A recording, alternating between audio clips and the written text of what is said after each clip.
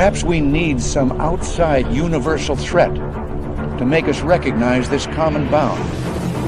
I occasionally think how quickly our differences worldwide would vanish if we were facing an alien threat from outside this world.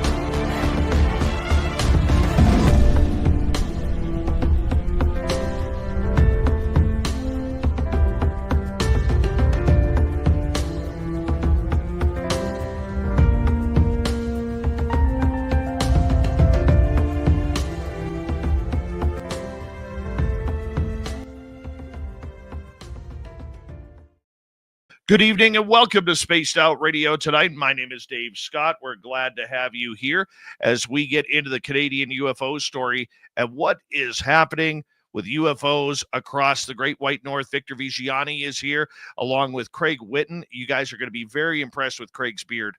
It's fantastic. I think he combed it before the show, and I am pumped up about it. Very pumped up. You know how I like a good beard around here. Dirty Filth is here with another great cartoon, and the best part is we have all of you, including Race Fan in the gold medal position, Kitty Caddywhack with a silver, SJ with a bronze medal tonight. Let's say hello to everybody in our chat room so far. JSCO, how you doing? Robert Lamoth. Dogface Simon in Australia is here. Dogface Simon will be signing autographs after the show. Line up to the left of the studio, if you don't mind, to the left of the studio. Little Timmy James in the chat room. How you doing, buddy? Mama Catherine. Mwah, I love you, Mama Catherine. I hope you had a wonderful day and you're nice and relaxed tonight to listen on in. Linda, how are you? The Gruesome Twosome, welcome to SOR Chat as we continue on with our roll call. Hi there, Frankie B. And who else is next? Mel WD40 is here, lubing us up for tonight's show. Why? Because he knew Victor would not come in if it was edgy and rough. So he has to lube it up good to make sure we get that information sliding on out for all of you here. Thank you, Mel, for the lube. We appreciate it. Karen in the Woo Train, nice to see you as we continue on with our roll call tonight. Let's next say hello to Dragonfly. How are you, my man? Thanks for coming on in. Ms. Mary is here.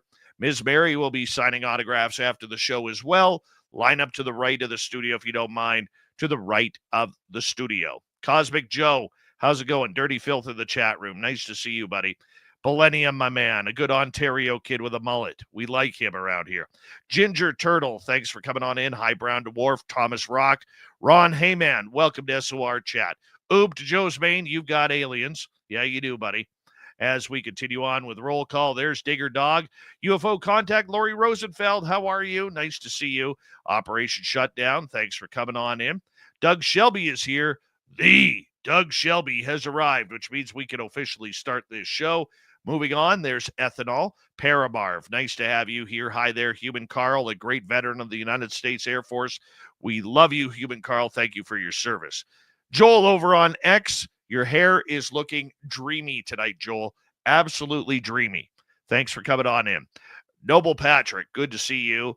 Paula Foss, it's been a while. Nice to have you back. So we scroll on down. Who's next on our list here? Chris.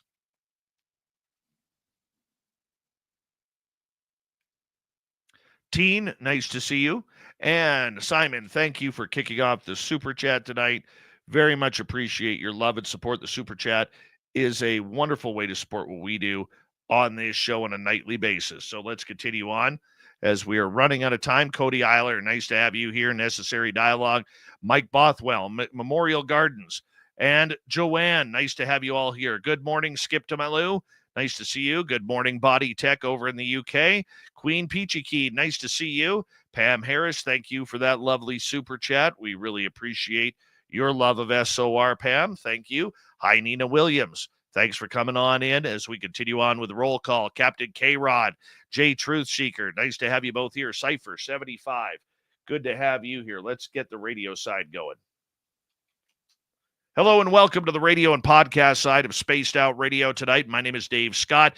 Victor Viggiani and Craig Whitten are here to tell the Canadian side of UFOs. We are in roll call right now on our YouTube side as we say hello to Marty Burback. Good to see you. Resonate. Thanks for coming on in. Dave Tiger Williams. Nice to have you here. Good evening, Kimberly Burgess. As we continue on with our roll call, we got 20 seconds. Space, how you doing? In the studio, Cosmic Joe, thank you for that lovely super chat, my man. Very much appreciate the love. Let's see, we got 10 seconds. Can we do this? Don't forget to shop at our Spaced Out Radio store. We do not have ugly swag, people. No ugly swag. You can wear our stuff out in public and actually be proud of wearing it to more places than just a garage sale. All right, everybody, it's that time. Throw those horns up. Let's rock.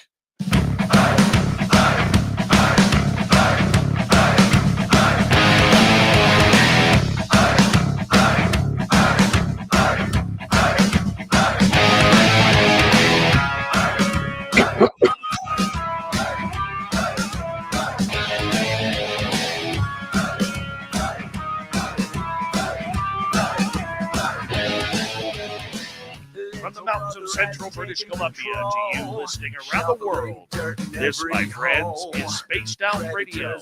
I am your host, Dave Scott, sitting in the captain's chair of SOR headquarters.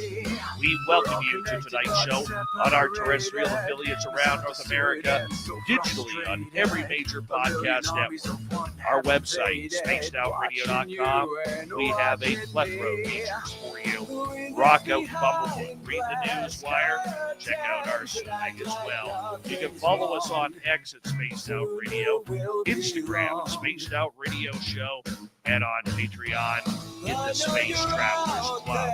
Tonight's show is brought to you by Chive Charities. Help make the world 10% happier by visiting Chive Charities today. You can find them on our website.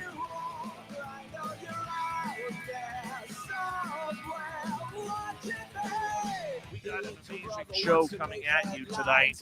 Victor Viggiani and Craig Whitten are here to talk about the latest and greatest in the Canadian UFO story. Now, most of our listeners are in the United States, but this is still important to see what the Americans' biggest ally is doing about the UFO problem in our skies. I guess it's our skies because I'm Canadian as well. So we're going to get to that. Then in hour number 3, Swamp Dweller has another creepy story, followed up by Tim James, who will have the UFO report. Now, one of the people I respect a lot in this field is Victor Viggiani. He is a retired school principal in Toronto. He's a Maple Leafs fan. We won't hold that against him. Well, maybe we will. Maybe we will. This is a guy who literally has been investigating the UFO phenomena for 40 years. His experiences involves UFO sighting report investigations, counseling, and working with individuals who have had close encounters of the third, fourth, and fifth kind. He has been a journalist about this subject, and he has also been a top presenter at conferences all over North America regarding this. One passion that Victor does have with his ZlandCommunications is the Canadian UFO story. As passionate as he is about the United States story and trying to help bring disclosure out, being a homegrown Canadian kid, he wants to know what the Canadian government is hiding because it does have a rich history of ufology. And Victor has brought a friend along with him, gentleman by the name of Craig Whitten. Now, you can't see him on radio, but I can tell you this. He's got a fantastic beard and mustache combination. And there may be some aliens hiding in that beard. I'm not sure, but there may be. He's coming in from Vancouver Island to talk about a great petition that he is helping set up to try and draw more interest, not only in Parliament, but around Canada as well regarding this subject. Victor Viggiani, it is great to have you back on Spaced Out Radio, my friend. Merry Christmas to you and yours. Great to be with you, Craig and David. Great to be with you. Absolutely. And Craig, welcome to Spaced Out Radio for the first time. Thank you for having me. that I learned about you in just chatting with you before the show. You're from Comox, British Columbia, which has the Canada's westernmost Air Force base at CFB Comox. Have you ever found the tunnels under there? Because there's rumors there's tunnels under there that may have aliens there. Well, I haven't even been here long enough to hear the rumors, to be honest with you. So I'm unfortunately not there. I will say that they have a wonderful air museum that anybody can go to for free, and that's fantastic. And my son likes walking around it. So if you love planes, it's a place to be. But I haven't got any of the skinny on the secret tunnels or anything. Sorry. We're going to get to you momentarily and learn how you kind of invaded this story, like the aliens were supposed to invade yesterday, but somebody forgot to tell the aliens. Victor, 40 plus years of investigating this subject. Do you ever grow tired of it? Do you ever just say, this is getting too much? No. No, there's no sense in getting tired about something that has to be done, David. It compels me literally every day in one way or another. Some days I'll take a day off. Some days I'll step back from it. But generally speaking, no, I don't get tired of it because it helps me infuse energy into whatever I have left here on the planet, and also infuses me with energy to allow other people to experience what the future holds. That's where I'm looking. What does the future hold for the human family? And this particular aspect of what you talked about even before the show, that's what it's all about. We're on the threshold of our next step in evolution, and we need to take that step in order to really understand what's going on. And you said it a lot about that before the program, Dave, because there's so much going on with respect to everything. It's just a mishmash. It's a porridge of everything, and you really have to take time to sift through it all to make sense of it. And to the ordinary listener, to the ordinary observer, it just gets too much at some point, and they back away from it. It's just too much for me to handle. They've got other things on their plate, and I can understand that point of view.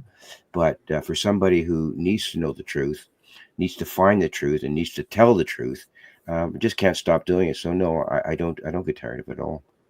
This is going to be a jam-packed 2 hours, Victor, of major information.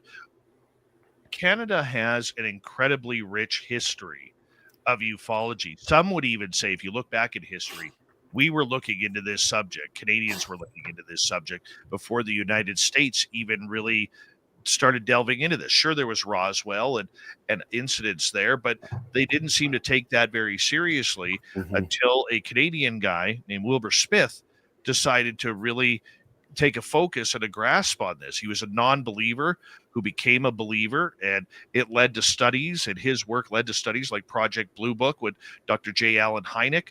I mean, Canada does have a rich history of investigating this. Well, you're right. It's amazing how deeply Wilbur Smith did go into this whole issue, and in the story that's told about that is back in the early 50s, he was a senior electrical engineer for Transport Canada, and he had a lot of other jobs. He had set something up in Northern Ontario to investigate electromagnetic influences and so on. But he was given a task to go down to the United States, to Washington, D.C., and speak with people at the Canadian Embassy and at the Scientific Commission down in Washington, D.C. And I'm not sure exactly how long he spent there, but he spent long enough to find out a lot of information about I guess things like the Majestic 12 and all of those other kinds of agencies that developed at that point in time. But what he did find out through all of his contacts, I won't go into all of them, but through the Canadian Embassy and one individual in the science division of the White House, he did find out that they called them flying saucers back then. And he said that flying saucers are real. Okay, they are real. And remember, this is back in 1952 and all written in his report when he got back to Canada. So the first thing he found out was that he was told that UFOs are real, or flying saucers are real. And the big thing that really impresses me about that is that at the time, and even still now probably, that the United States government considered it to be of a more high sensitivity level than the H bomb. It was considered more important or more relevant or more frightening, if you could call it that, than the H bomb. And then he goes into things like their modus operandi are unknown, and they're being investigated by a group of people led by Vannevar Bush.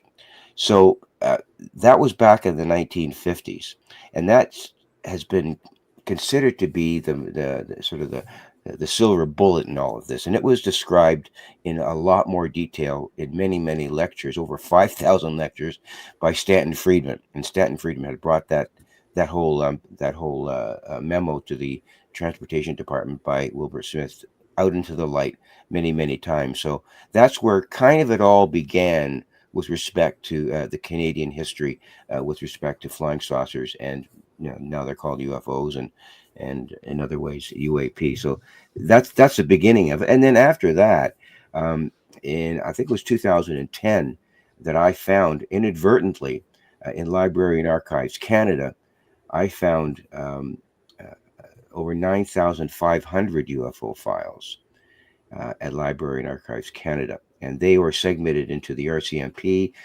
Department of Transport, and the Ministry of Defense. And it was initially like reading a telephone book. It really wasn't a whole lot of exciting stuff. But as you page through everything, you come up with some really interesting documents, all based back into the 50s and early 60s. And you get to find out that the United States government and the Canadian government were walking lockstep in this issue way back then in the 1950s, to the point of the National Intelligence Committee writing a memo saying that the United States policy is to downplay the issue of flying saucers, downplay it at all costs, and that it would be the proper policy of the Canadian government to do exactly the same thing. So that bell is still ringing. And it's ringing very loud and clear. And it rang loud and clear in the 50s, 60s, 70s, and all the way through into the 2000s, where the United States government was telling other countries, not only Canada, to play the whole issue down. So that's one of the reasons why the secrecy has held for so long. So that's all part of the whole thing. And the really important part of what I'm trying to get at is that Canada said yes to all of that. And it's been saying yes to that ever since that point in time. And it's my perspective right now is that Canada has to stop saying yes to that. It has to say no to secrecy, and we have to move forward. So that's kind of the history. And if you look at history as wet cement, David, the Canadians, for the most part, and parliamentarians are standing in a bunch of wet cement, and they're hoping that it really dries fast so they don't have to move on this thing. That's what they're hoping. But we'll get to find out later in the program, a fellow named Larry Maguire, an MP from Manitoba, is hoping that the cement doesn't dry. So that's where we can continue on that line. History is important, but we have to move forward. Let's introduce Craig Whitten here, and Craig, first off, we do have to find out. Let's get through the important stuff first here. What product do you use in that beard, man? Yeah, daily brushing. That's honestly it. Daily brushing and making sure your skin underneath is healthy, and you'll be looking like Santa Claus in no time almost. And then the high stress lifestyle makes the gray come in nicely. Yeah, it becomes white pretty quick. Believe you me. Exactly. But how did you get started in this whole UFO story? What caught your attention? Sure. So I'm I run a leadership consulting firm, and we focus on disruption, essentially big changes that are going to happen to organizations. How do leaders get their people through the other side? My professional experience has been leading a bunch of different transformations, and that tells me that whether something is disruptive or transformative really comes down to leadership. But it's the same sort of force and same sort of energy. And so one of the things that my clients have appreciated is intelligence and looking into what's next. And so we try and take a pretty future focused lens on disruptors, because the idea is if you wrap your head around them early enough that you can turn them into transformation instead. It's a bit more complex than that, but we do research, tons of research. And so we were talking about artificial intelligence quite a few years ago before, ChatGPT blew everybody's mind away. And we talked about the housing crisis, economic challenges, things like this. We generally tend to be ahead of the curve on that. In 2017, the New York Times article caught my eye. And honestly, I just figured it was a slow news day and I moved on. And then in 2020, then the Department of Defense released their statement saying that those were real videos that they could not identify the objects in, I started paying attention. And then when Barack Obama was on James Corden and said there are things flying around that move in ways that we cannot explain, I feel like I kind of looked around and I was like, am I the only one that just heard the former president of the United States tell us that UFOs were real? Because this seems like a big story. We should probably be talking about this. And initially I was actually thinking of it as a metaphor, to be honest with you, as like UFOs are probably one of the most disruptive things you can imagine for many different reasons. And so what we started doing was researching the UFO UAP topic to find out how can we best use this metaphor to support our clients and sort of give some context to this slow news day. And what we found after scratching the surface was this was not a metaphor, but there were officials in the U.S. government, quite a few of them, telling us that there are things flying around that they can't explain. So we're pretty agnostic on it. And our position is it doesn't matter whether if this is like a total hoax by intelligence officials or something like this, or it's all the way the other end of the spectrum and we're actually talking about non-human intelligence. There's reasons for being confident in many different hypotheses into these. But every single one of them is going to be massively disruptive just for different reasons. And so that's why we started talking about professionally and preparing our clients to address this concern head on. Were you always a believer, or was this just something that you decided to check the stats out on? It's a great question. So I haven't been. To be honest with you, our knowledge structures are when I say knowledge structures, what I'm talking about is essentially our culture, our schooling, our whole path that people go through in order to become educated in society. As we know, the UFO is a nonsense topic, and it's not to be given any credence in those existing knowledge structures. And so I grew up in those knowledge structures, and I just assumed alongside everybody else that it was all just nonsense. I felt that there was probably other life out there, but I trusted the refrain that they probably haven't visited us. My thinking has evolved quite a bit on that in terms of like what's actually realistic and what's likely in this situation. And so have lots of other people. And so that's how I came to it. So I wasn't always a believer, a big fan of science fiction. I joke that I was raised by Stargate SG-1. And in hindsight, I now joke that Stargate SG-1 might have been soft disclosure because there was some stuff in that show that makes me look back on things a little differently. But yeah, that's how I came to it. So I would say that I became a believer, Dave, to answer your question. Or became convinced of this as a result of the research my company was doing in late 21, 22. And we kind of ontologically shocked ourselves as we got into this thing and realized that initially what we thought was the least likely explanation actually is one of the most likely ones. And we had a bit of a process that we had to go through once that sank in. What is, or let me rephrase it, what has been the biggest lesson that you have learned in learning about this topic, the secrecy, the like you said, the attitude that the public has towards this subject? You're an educated guy. You're somebody who, in all greater terms, should not be studying this topic, yet here we are. You're interested in it because you've learned that there is something here. What is that thing that really you have learned about this in your short time? Yeah, there's a couple of things. So the first thing is actually related to the question that Victor and yourself were discussing a few minutes ago about the history of it. And that historical context goes back thousands of years, especially in the Canadian context. So, for instance, the Anishinaabe people of Ontario, their foundational story is that they believe they are from the stars. They don't believe they are creations of Earth. They believe that they are star people. I believe that's also true for at least two different First Nations that I'm thinking about here in BC. And I'm not going to speak to more than that because I don't want to get into pan-indigeneity. But the reality is that we have oral histories of things flying around that defy material science explanations going back a long time before we ever got here. And as I learn more about that, we as settler identified folks, and as I learn more about that, I realize that there's a different way of thinking about these things that's actually very productive. Where the teachers that I met with, my Indigenous brothers and sisters that have taught me a little bit about their stories, they don't really consider them supernatural. They don't really have a concept for supernatural. These are just natural parts of the world that exist, and they have stories about them. And that's a much more healthy way to consider this topic. And I found adopting that lens myself was a big takeaway for me in terms of one of the big surprises. The second one for me was how much information there is out there and has been for a really long time. And Victor mentioned the work of folks here in Canada, like Smith and a few others. A little known fact is that T. Townsend Brown actually reached out to Smith and invited Smith to join his UFO group that was doing research. And there's a letter of it in Wilbur's archives where he turns him down and says that I don't want to do that right now, which I find very fascinating because that's some of the history of the American side of things with Townsend Brown being involved in this stuff. But the reason I'm bringing up all this information is that there's so much out there, but what's missing is a real good chain of custody. And that goes back to these knowledge systems I was talking about a little while ago. Until your leaders in society, political, academic, etc., start taking something seriously, most of the public won't take it seriously either. And what we're actually living through right now is a bit of a Copernican shift in our understanding of science and technology and the universe around us. And we're seeing leaders take this idea and grab it with both hands and move it forward. And I think that's going to do more for this issue in terms of bringing awareness to it and bringing people along to it than so much of the mountains of data that folks have been collecting over the past many, many decades. It's not for lack of evidence that people don't believe that this is an issue. It's a lack of leadership that people don't take this issue seriously, because certainly there's a lot of evidence out there. When you say leadership, what do you mean by that? Lack of leadership? Yeah, that's a great question. So leadership isn't a position. It's a function we serve in community, and it can come from people who are at the low end of the hierarchy. It can come people at the top of the hierarchy. So leadership shows up in a lot of different ways.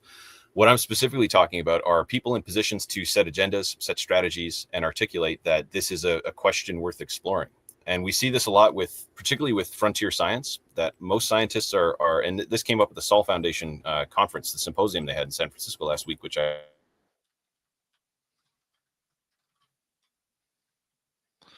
All right, Victor, while Craig's signal...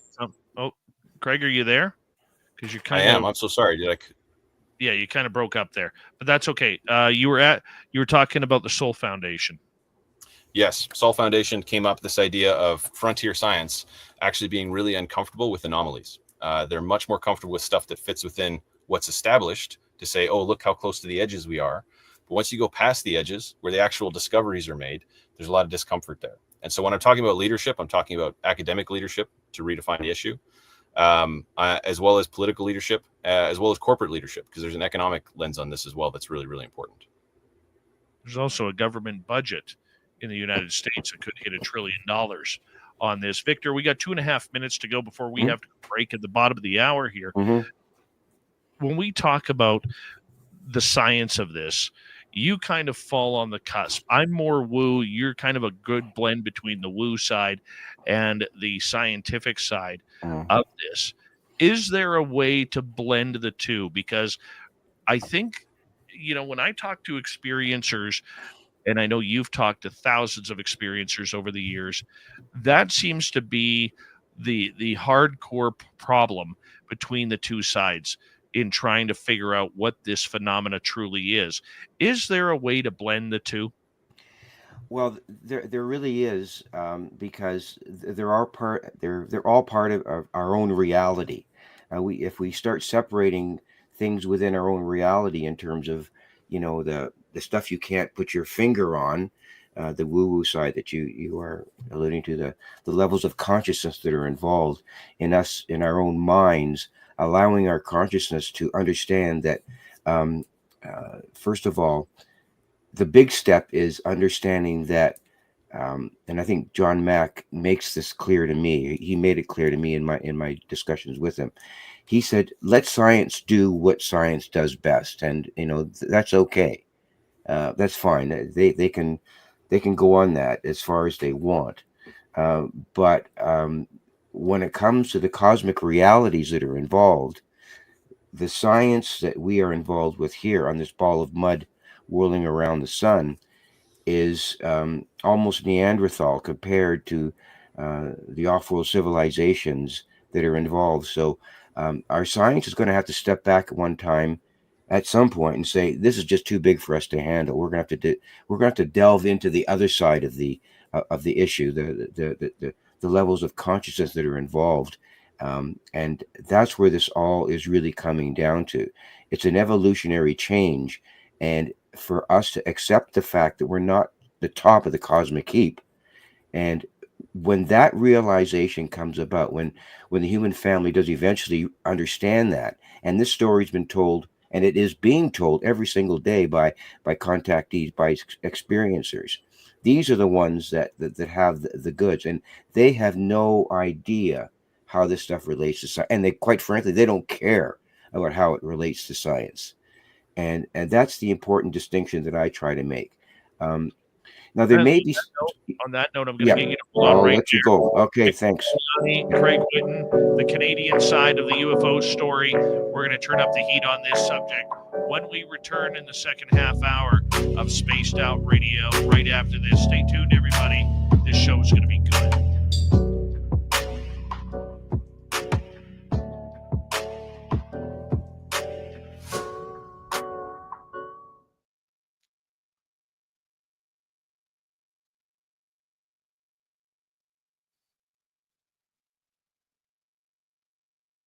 All right, there we go. I just have to time everything out here. Oh, that's a good start, guys. Good Yeah, start. that's great. Excellent. Mm-hmm. Sorry about the connection issues, folks. I'm connected as quickly as I possibly can be, but hopefully that doesn't come up again. Well, let's hope not, because otherwise people are gonna, be hitting me up for beer advice. Oh, we don't want that. My God. Oh, yeah. I'm noticing the super likes come in on the bottom of the screen. I'm gonna have to start charging you here, Dave, to be like, hey, that's a beard comment. I get a percentage. I'm telling you, my audience loves a good beard. They do. Yep. Well, they're people of refined tastes, obviously. Then. Yes. They're definitely not people who hold their pinky out when taking a sip. They're not those.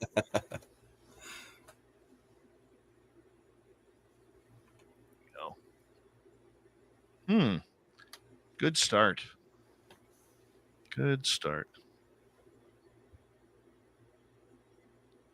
Let's see here. And Dave, you said we're still live on YouTube while we're on commercial break. Yeah, we're still live on the social media portion of everything, just not the radio side right now. Well, we don't want to talk about stuff that's too exciting, because then the folks will miss out. So we got to save the good stuff for when everybody's back. Yeah, exactly. That's why we sit here bored and dumb and look at each other. What did you have for dinner tonight? Dude, I'm still full from lunch. Yeah. Let's see here. We got everybody here so far. I'm embarking on an adventure, Victor. You watch that. I'm going to eventually have an amazing presentation. I'm thinking I'm going to do like a 3-part YouTube series for my channel on this area up here that we have where it's screwed up. There's no other way to put it. We've got ghosts, we've got Sasquatch, we've got UFOs and aliens all in one area. And it's I'm just kind of going to start storyboarding it here, because we likely won't be able to get into that area until April or May once the snow starts. So it's going to be real interesting to see what happens.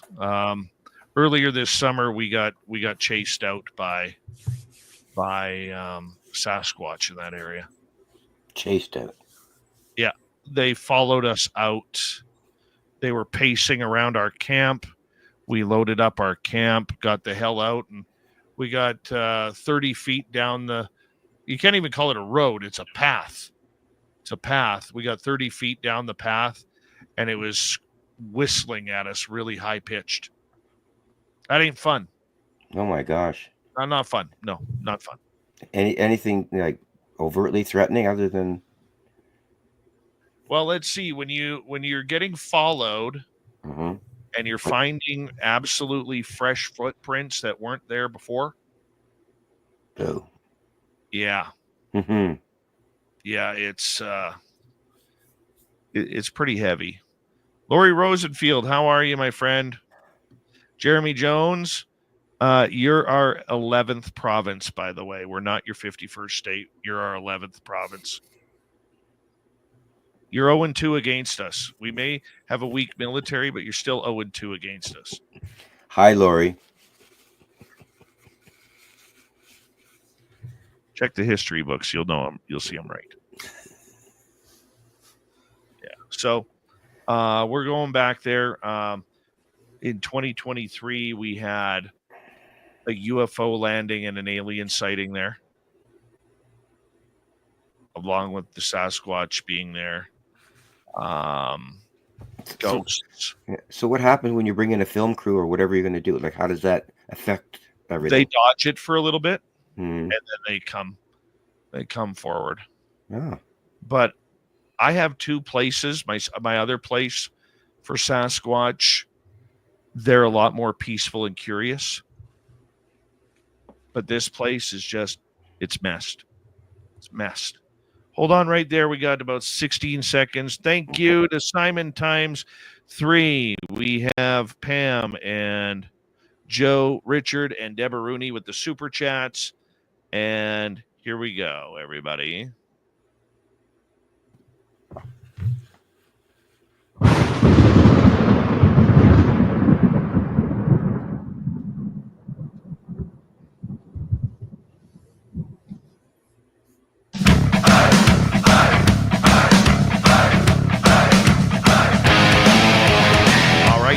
Second half hour of Spaced Out Radio tonight. My name is Dave Scott. We're about to get heavy into the government side of the Canadian UFO story with Craig Whitten and Victor Viggiani. Reminder before we get going here that if you missed portions of this show or others, you can check out our free archives by going to youtube.com/Spaced Out Radio. Do old Davey the favor, hit that subscribe button. Our website, spacedoutradio.com. We have a plethora of features for you. Rock out to Bumblefoot. Read the news wire. Check out our swag. Follow us on X at Spaced Out Radio, Instagram at Spaced Out Radio Show, and on Patreon in the Space Travelers Club. Here's Victor Viggiani. Here's Craig Whitten, the Canadian UFO story. Now, Craig, you have developed something very interesting that hasn't been done about this, and that is a petition.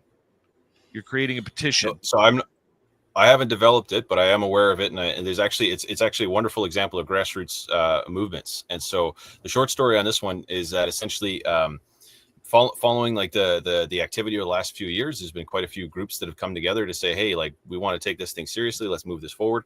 And a lot of them are very grassroots based. This petition was actually driven by a man in Manitoba, and I haven't met the guy at all. But this individual started this petition, and he had the benefit of receiving sponsorship from or support from an elected member of parliament in Manitoba. That's Larry Maguire that Victor mentioned earlier.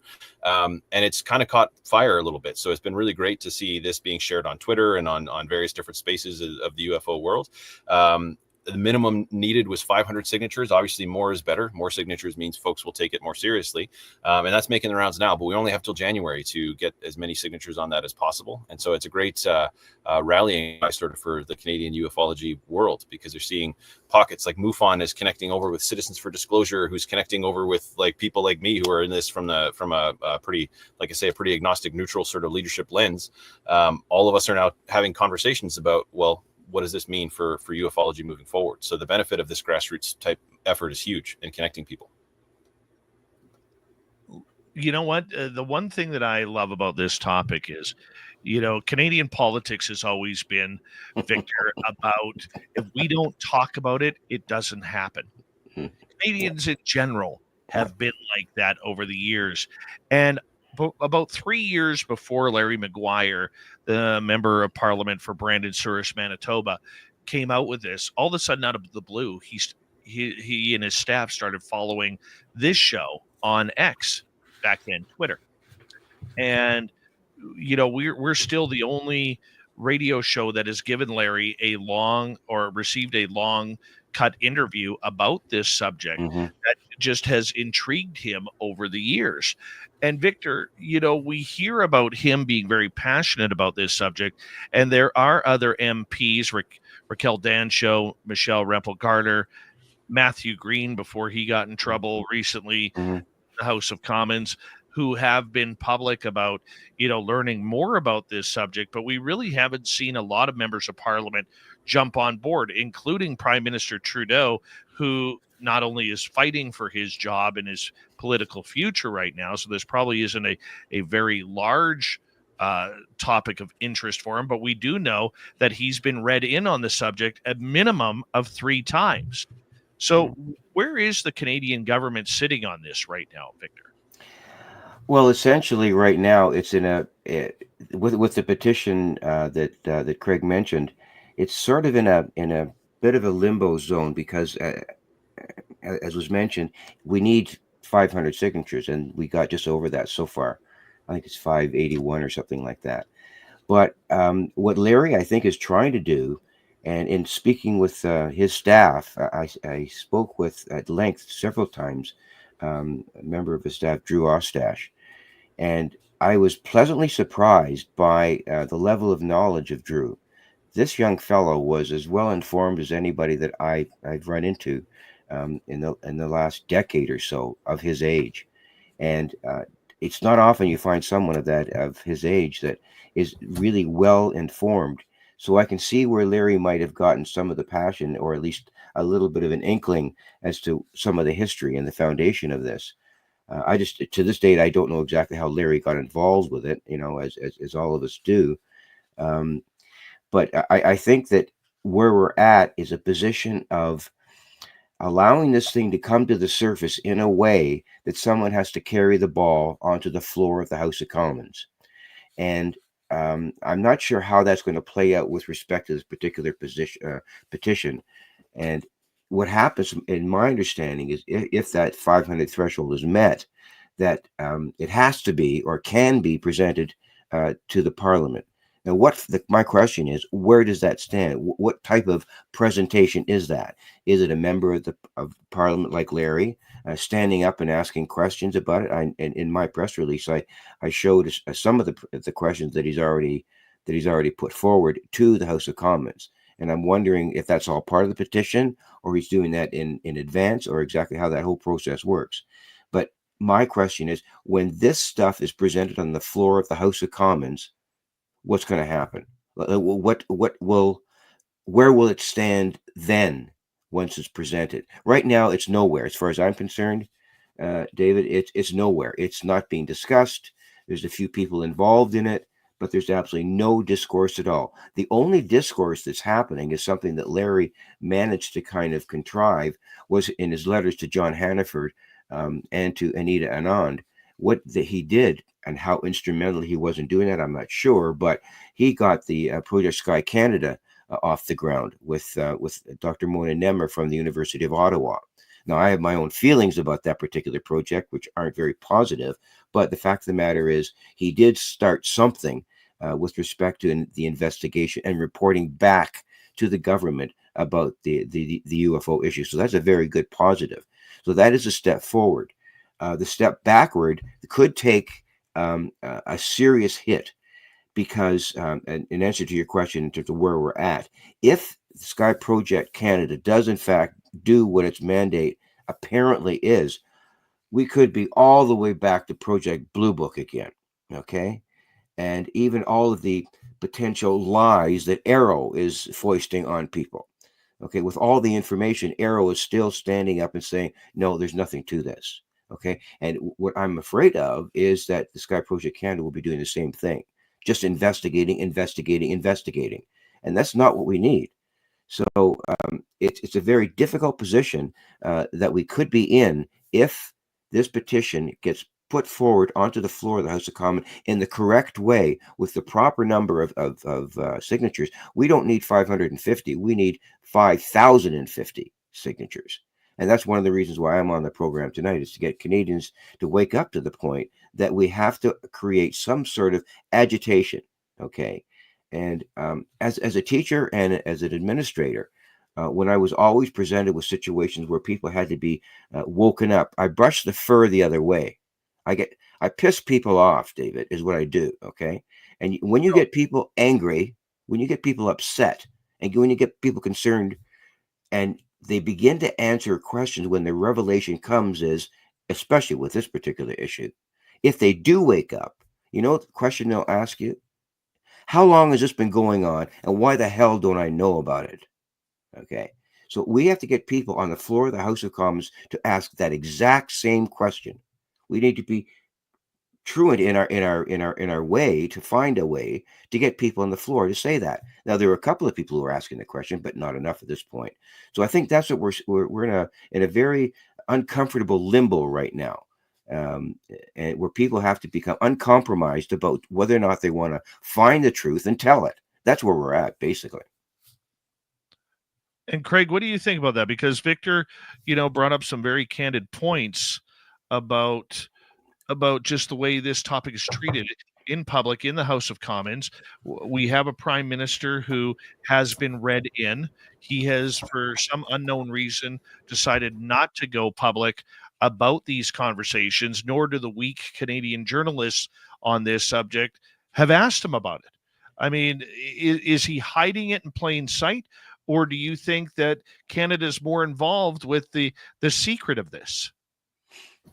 It's a great question. I think the thing where Victor and I are totally aligned on is the need for more signatures on this petition to drive this conversation forward. Certainly, I don't think the petition is the be all end all. We need a lot more than just the petition. And I know Victor and I are agreed on that as well, but it certainly is a good place to start the conversation happening. My take on, so I've got, I do some work with folks in this world, and I won't go into the details of that, just out of respect for the confidentiality of it.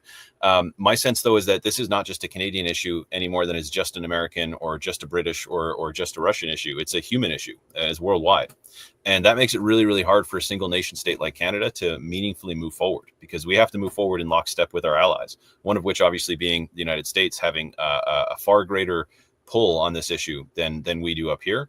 So we can certainly move at pace with the US, but we have to kind of go alongside, and going too far ahead is likely not going to serve disclosure well, because if we get too far ahead of our allies on this one, then the incentive is then for them to actually claw things back a little bit.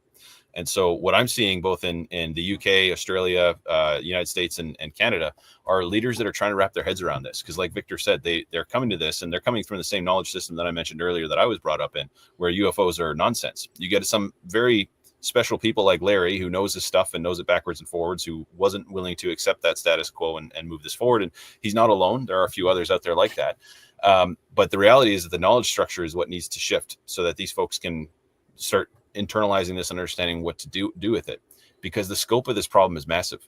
Carl Nell did an excellent presentation at the Sol Symposium where he essentially defined disclosure as a series of problems, and they cover many different domains, but there's 36 of them that you could, spin up an entire university just to study each one of these problems on its own, and it might take 50 years to solve it. So they're huge, huge questions, ranging from how do we deal with ontological shock on a mass scale to what are the economic issues around like patents or ownership of technology and these kinds of things. And every single one of these problems has to be solved in order for us to successfully move this ball forward, not all at the same time. But it certainly isn't an effort that's going to happen just in little old Canada, or certainly not an effort that's just going to happen in the United States. It's human beings to get all together have to be moving this ball forward, which is what we're actually seeing happening. Again, I'll go back to this grassroots thing. The petition's a great example of this grassroots movement, but we're also seeing is academics like Avi Loeb from Harvard standing up and saying, no, I'm going to study this thing in the open, or Gary Nolan from Stanford. And that is an incredible thing that has never happened before, where you've got these mainstream scientists who are saying, no, there's a question here worth studying. And they're not saying goodbye to all their grants, and they're not getting thrown out in the cold. Mm-hmm. They're actually seeing a lot of success moving this forward. A great example actually is the Archives of the Impossible at Rice University. That's where Jacques Vallée's archives is donated, and a few other things. And so that's another example of these knowledge structures that are coming to terms with this stuff. The question is, how much time do we have? Because if this is like something cooked up in a Lockheed lab, well, then there isn't really a deadline on that. But if it's not ours and it's not an adversary's, it's the third option of non-human intelligence, well, then it might not be up to us when they decide to let us know that they're here, kind of thing. And so do we have time for these knowledge structures to get where they need to be in the academic side and the political side and the economic side? Maybe, maybe not. And nobody really knows it. Well, nobody that I speak to can say for certain that they know the answer to that question, although some people have some ideas. But I do feel that that's important to start solving these problems, as Carl Nell defined the Hilbert problems, right away, quick.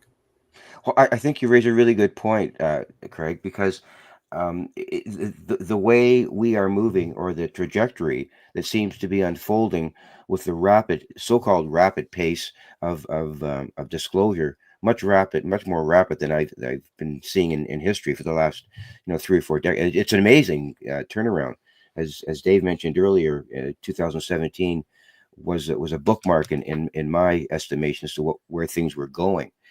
The rapidity with which this is moving forward is sort of kind of clearing the deck of a lot of the nonsense about this. And when you do that, when you get rid of some of the chaff and you start looking at what's really going on, you come to the conclusion that something has to be done about this.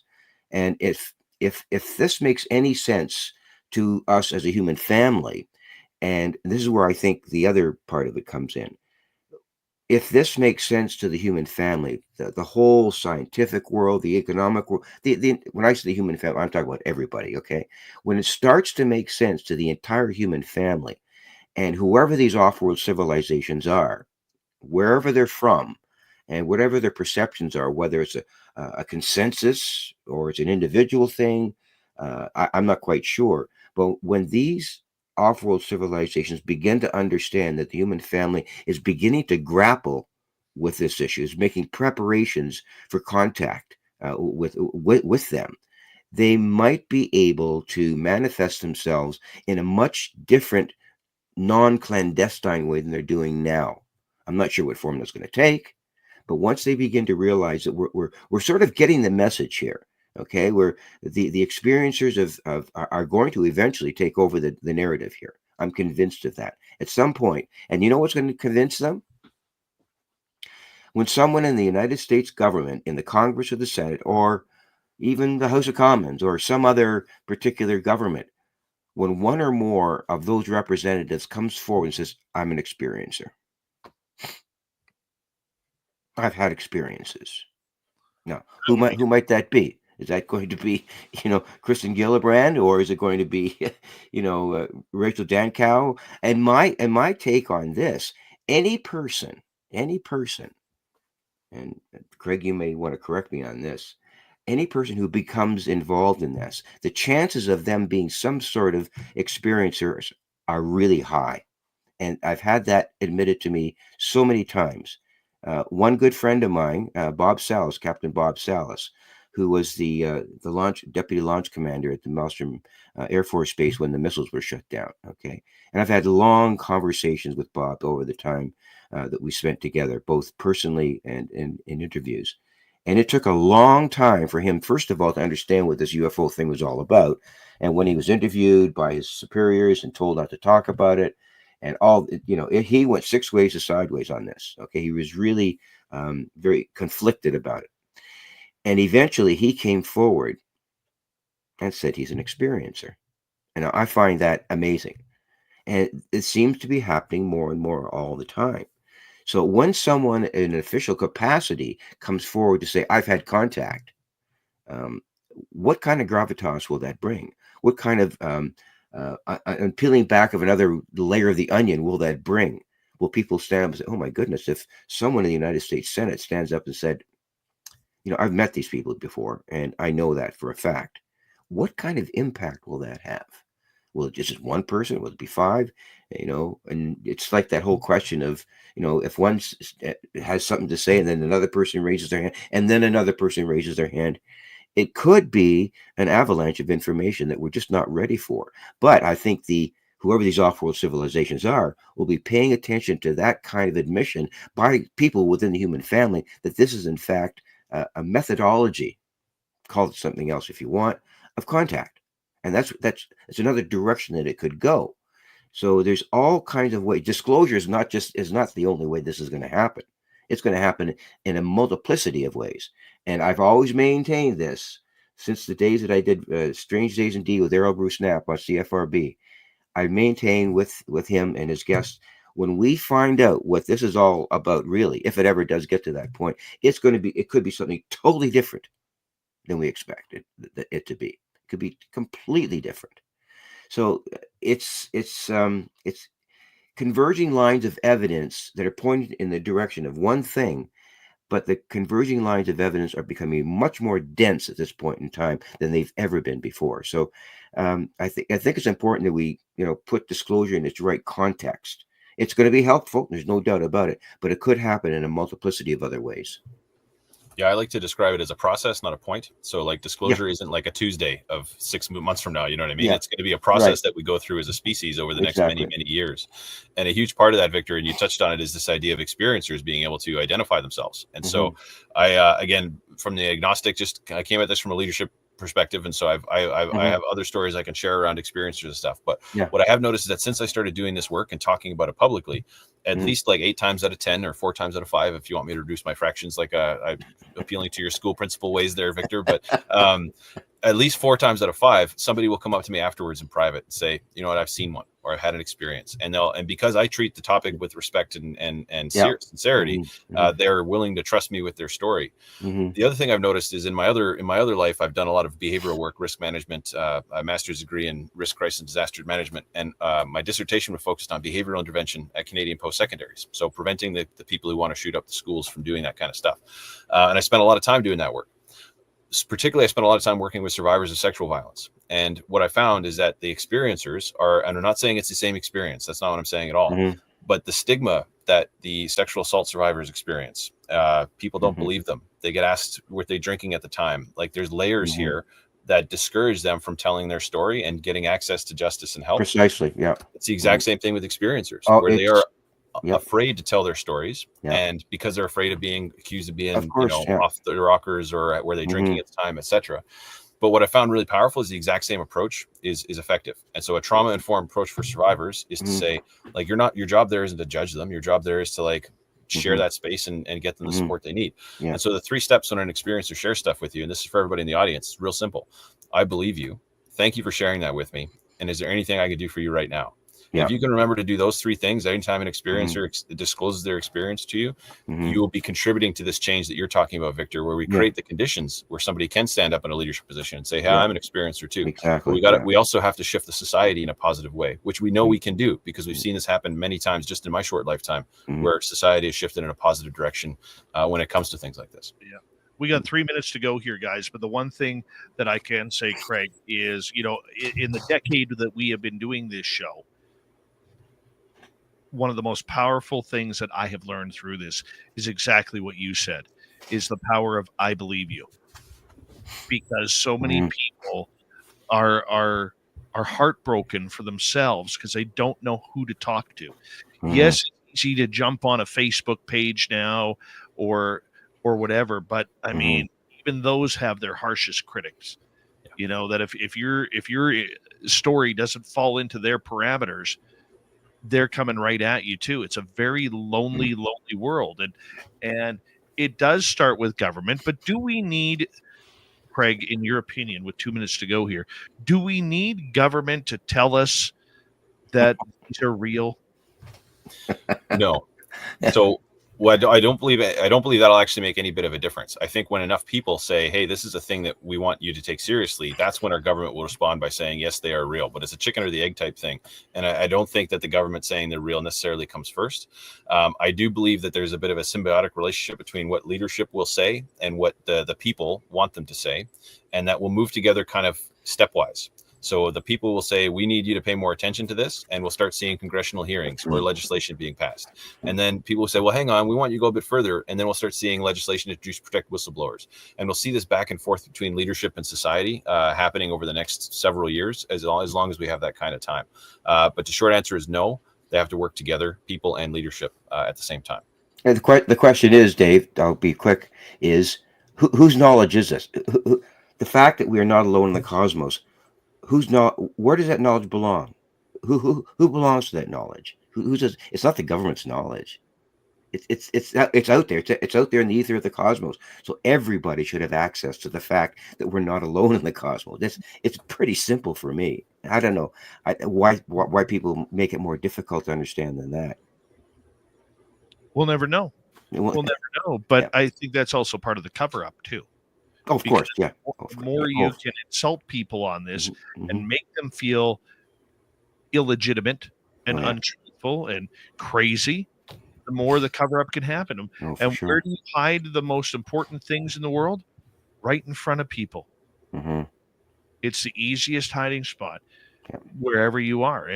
And I see that happening each and every day. And let's face it, as long as Canada is tied to the United States with defense, whether it's through NORAD, NATO, the Five Eyes, whatever it may be, there's a game that's being played here. This is why I've been a staunch voice about saying we're in a confirmation movement.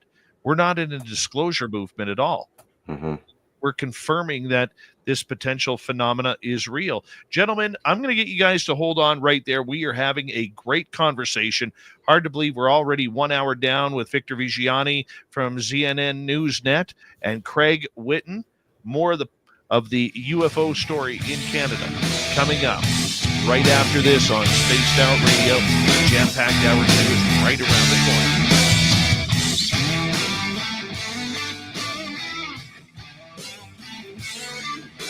This is Spaced Out Radio with host Dave Scott. I was going to suggest, and maybe we can bring it up if you want. I mean, how many experiencers that are in the Canadian community right now listening to us, or that get wind of this petition, and they sign the petition simply because they're an experiencer, right?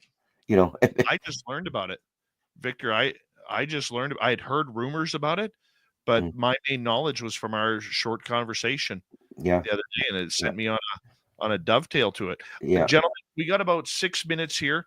I'm going to take a quick break. I'm going to turn things over to Dirty Filth here, our great cartoonist, and he's going to talk about the many hats he wears over the Christmas season. I actually only wear one hat, and I wear it to work, and that's it. Okay, anyways. I said this last night. I'm not sure if anybody was there or not. Anyways, I might as well say it again.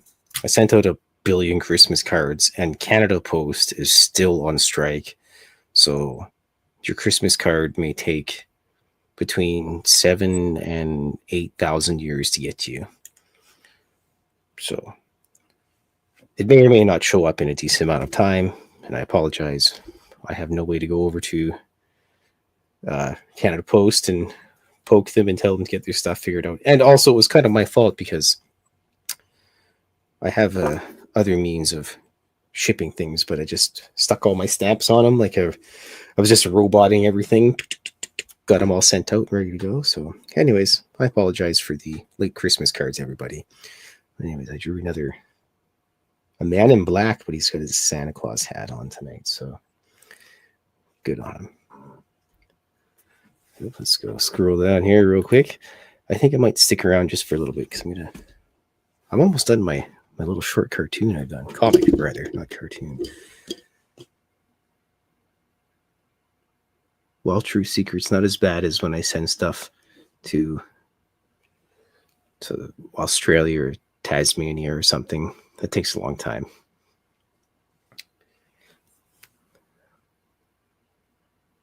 Oddly enough, I sent some stuff to a friend in South Korea, and that got there pretty quick. That was pretty interesting. So yeah, there's a Mothman drawing in South Korea as we speak right now of mine. It's pretty cool.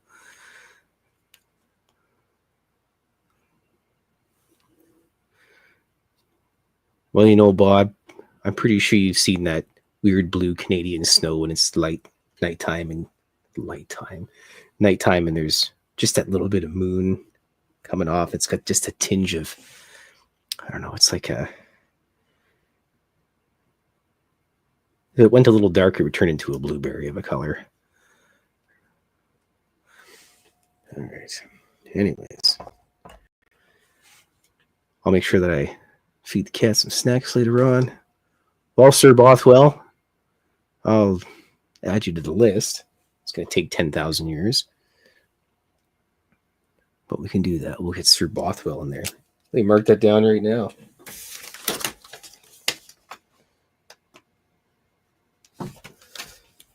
Done. Hello, Ange.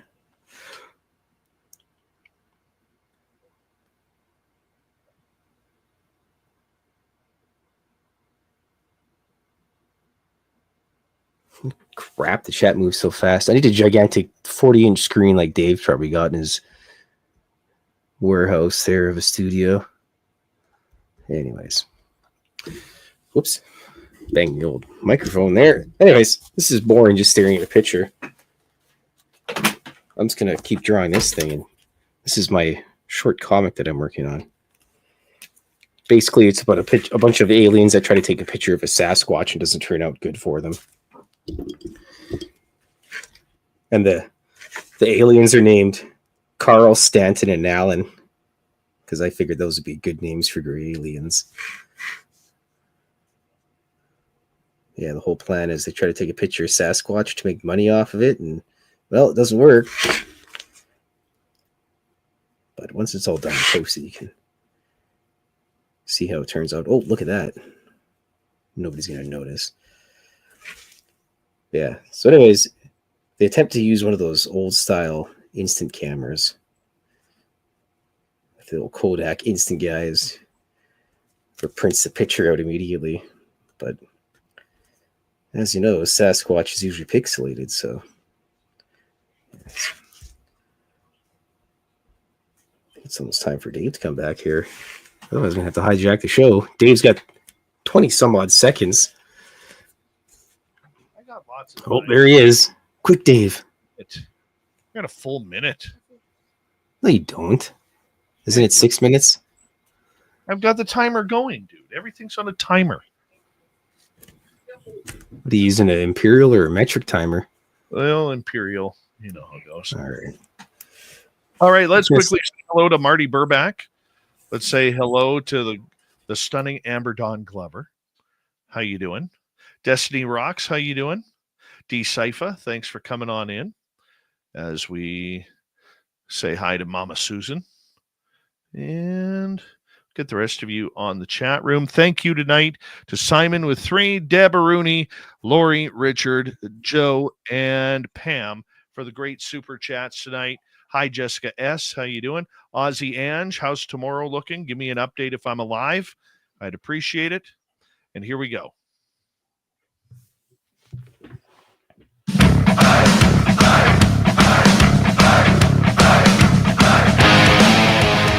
Here we go with hour number 2 of Spaced Out Radio tonight. The Canadian UFO story is the topic du jour.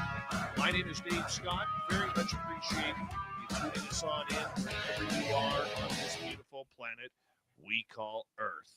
Hello to everyone listening in on our terrestrial affiliates around North America, digitally on every major podcast network. Our website, spacedoutradio.com. We have a plethora of features for you. Rock out to Bumblefoot, read the news wire, check out our swag as well. Follow us on X at Spaced Out Radio, Instagram at Spaced Out Radio Show, and on Patreon in the Space Travelers Club. The Desert Clam has set the password for tonight in the SOR Space Travelers Club. Sasius. Sasius is your password. Use it wisely, Space Travelers, as the Clam sets a password each and every night right here on Spaced Out Radio. We got Victor Viggiani. We got Craig Whitten, the Canadian UFO story, coming at you. What is happening in the sky over Canada? And there's a couple different topics I want to get to you gentlemen tonight. Craig, I want to start with you because you're a businessman by trade. You do a lot of statistics. You do a lot of building with companies and so on and so forth. You've taken on this subject. One of the things that I know that is happening behind the scenes, and the reason why this story is kind of quiet in Canada, is because there are many defense companies that are trying to vie for this technology and vie for the understanding of what is going on. How does that play out in the secrecy of this UFO phenomenon?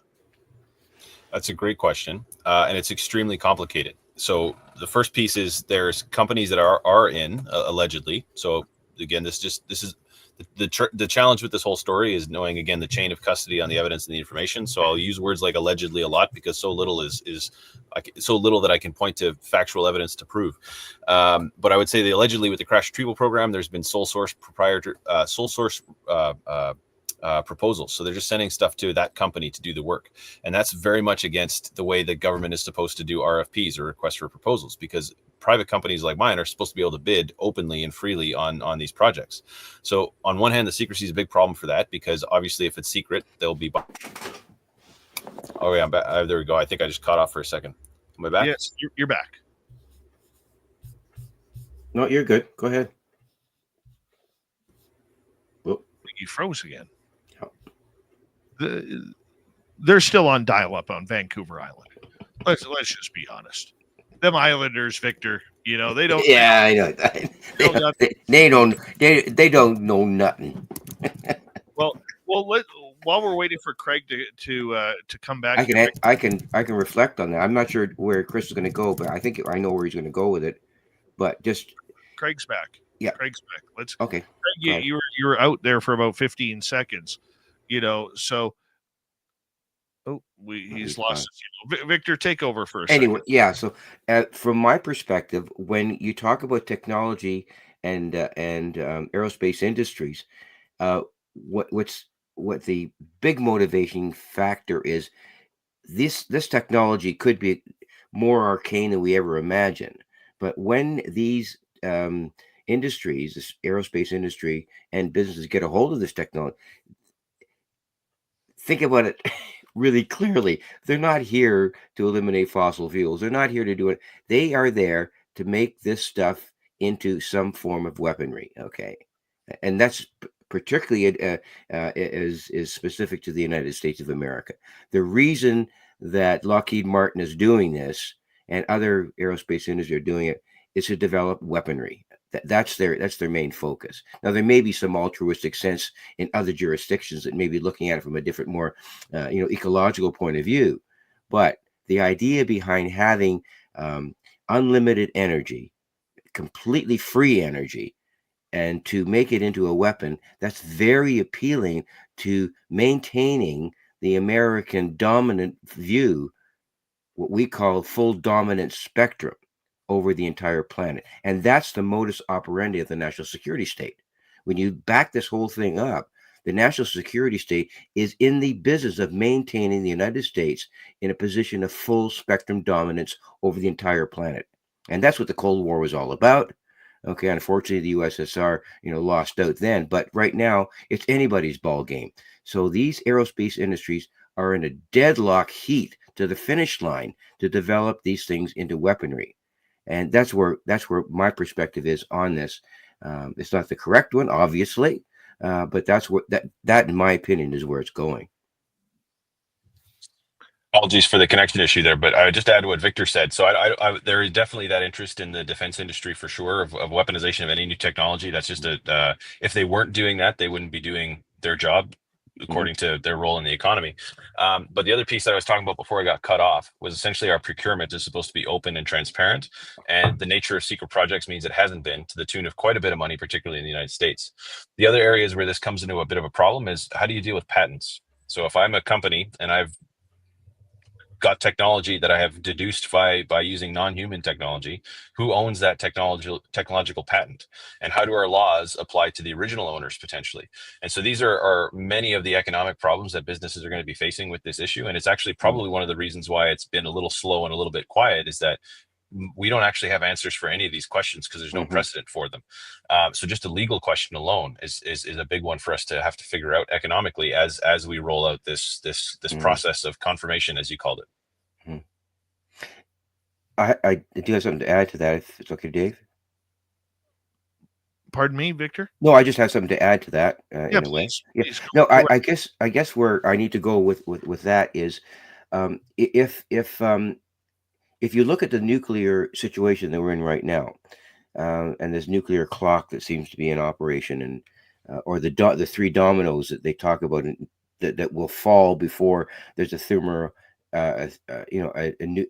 nuclear exchange. Okay, and we're three dominoes away from it, according to some academics, and we're like 90 seconds away in with this other clock. And what you have to look at, I think, is the perspective of who's monitoring what's going on here, and in us, fighting in our little toy sandbox here. That's what we're doing. We're just, we've got these nice little things called borders. We wrap them around a parcel of land, and don't you step on my, don't you step on my little parcel of land. Or if you do, then I'm going to throw a weapon at you. That's the way humanity operates. It's an unfortunate reality, but that's it. That's the crucial, and I call those things extinction behaviors. Borders are an extinction behavior. Okay. Now, maybe we can do without them. Maybe we can't. I'm not sure, but they are the introductory factor in conflict. Okay. So when you see a species, and look at it from their point of view, when you see a species wrapped up in this kind of extinction behavior, you have to stand back and say, what happens if we do in fact give them that technology? If in fact they do either copulate itself into its system and develop nuclear energy or some sort of fusion or whatever it happens to be, and then bring it into space.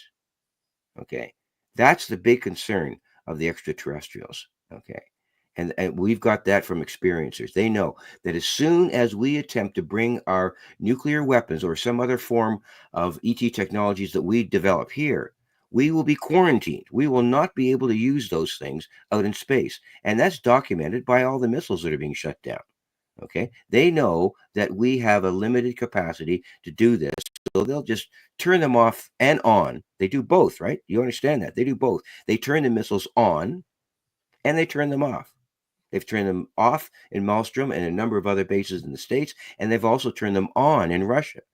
So these people are pretty crafty in the way they're sending messages to us to say, you guys have got to get your act together. And if you don't get your act together and you start sending all of this technology out into space with your space programs, you are going to be quarantined and you're not going to be allowed to go anywhere with it.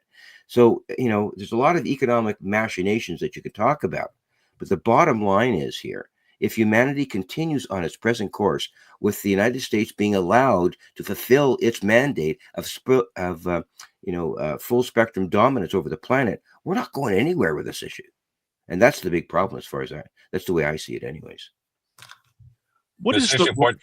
Oh, go ahead. Sorry, I was going to pick up on that because I think what this also illustrates from moving away from the economic discussion we're having and into the national security discussion, because that's also a big issue. And Victor, you mentioned a couple of times about the United States military mandate is to have all domain awareness and dominance. They don't. There's been things flying around they can't explain. And so right away, but that's what they're afraid of. Exactly. That's exactly right. So right away they failed on what it is that we as NATO nations are putting so much tax dollars into. They're not doing that. So as people who are footing the bill for that as taxpayers, I think we have the right to ask a few questions about it. And our answer right now hasn't been no, there's nothing to worry about. The answer has been, well, that's classified. We can't tell you. And so I think people are really feeling that distinct tension of what are we actually being protected from? Do we need to be protected from these things? And why aren't you doing a better job if we do, kind of thing? Because they seem to be flying around with impunity. Well, the thing about what you're talking is it's developing another narrative, Chris. Or Craig, sorry. In developing an alternate narrative to exactly what you just talked about. That's, I think, what the petition is getting at. And the work of Chuck Schumer and Danny Sheehan and all those people that are doing the work that they're doing is developing an alternate narrative as to what this issue is really all about. And those alternate narratives are going to catch the attention of a lot of influential people, both in the business world, in the economic world, academic world. And once those people begin to chime in with the realization that, hey, what are you guys talking about there? Tell me more. And once those kinds of changes come about, I think that we'll be making progress towards an understanding that the human family, that's back to your point, Craig, the whole entire human species being aware of this, not just Canada, okay? We're just a small part of it, but the global community becoming completely aware of this. And once the global community becomes aware, I'll tell you something. It's what's that 100 monkey thing that we used to talk about? It'll be a movement that'll be a quantum leap of 2017. We thought 2017 was a big deal. If the human family as a global community realizes there's something behind this whole issue, I don't know where it's going to go from there. It could go 6 ways to sideways. I don't know where it could go. Well, let's get into a couple of questions here that I have for you guys, because this are we dominating the show? No. No, I'm just kidding. Go ahead, Dave. I'm sorry. I want to glide right into this because you brought up a couple of big points that actually lead into these questions. My first question to you guys is this: the one thing the Department of National Defense in Canada and many others have not said, yet we hear it south of the border, is the fact that there is a threat to our airspace regarding these. Okay. The threat narrative has been extremely powerful in the United States, but the Department of National Defense came out about a year and a half ago saying there is no threat. We don't have a threat of these in the sky. So do we believe our American brothers and sisters that there is an actual threat narrative, especially with all these drones that are flying around coincidentally 2 weeks after back-to-back hearings? Or do we believe our Canadian side, even though we know that they like to play things down? Victor, let's start with you. I'd rather Chris start with that one because I got to think about it. Craig, go ahead. Craig, Sure. go ahead.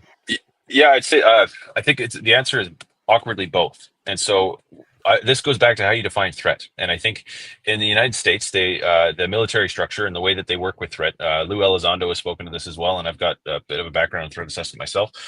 Essentially, you need two things. You need capability and you need intent. And these things clearly have the capability to be a threat, but we don't know their intentions. And so the American perspective is, therefore, we should treat them as a threat to make sure that we're prepared if they are a threat. What I hear from our Canadian counterparts is the exact same sort of language, where they have the capability, but we don't know their intentions. And since we don't know their intentions, we're going to assume they're not a threat. And so it's really at that last piece where the Americans would be like, well, they might be, so we'll treat them as if they are. And the Canadians are, they might be, but we don't have any proof to say they are, so we're going to treat them like they're not. And I think both are actually valid, because in many ways you can actually enhance the threat level by squaring off as if it's a threat. You can actually increase the threat level overall. So I think that's kind of where we're seeing that distinction. Yeah, Craig, I get that, and I think that's a brilliant outlook on it. The difference between the threat narrative and no threat narrative is multi-billions of dollars. Absolutely.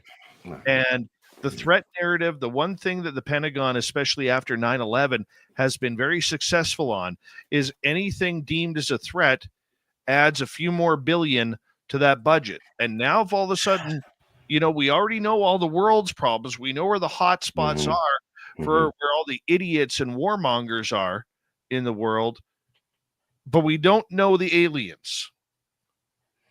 Yeah. That means money.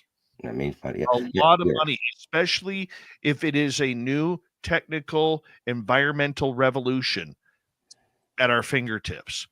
Totally. I say billions of dollars. I'm not talking 10, 20. I'm talking hundreds of billions of dollars here, maybe even into the trillions.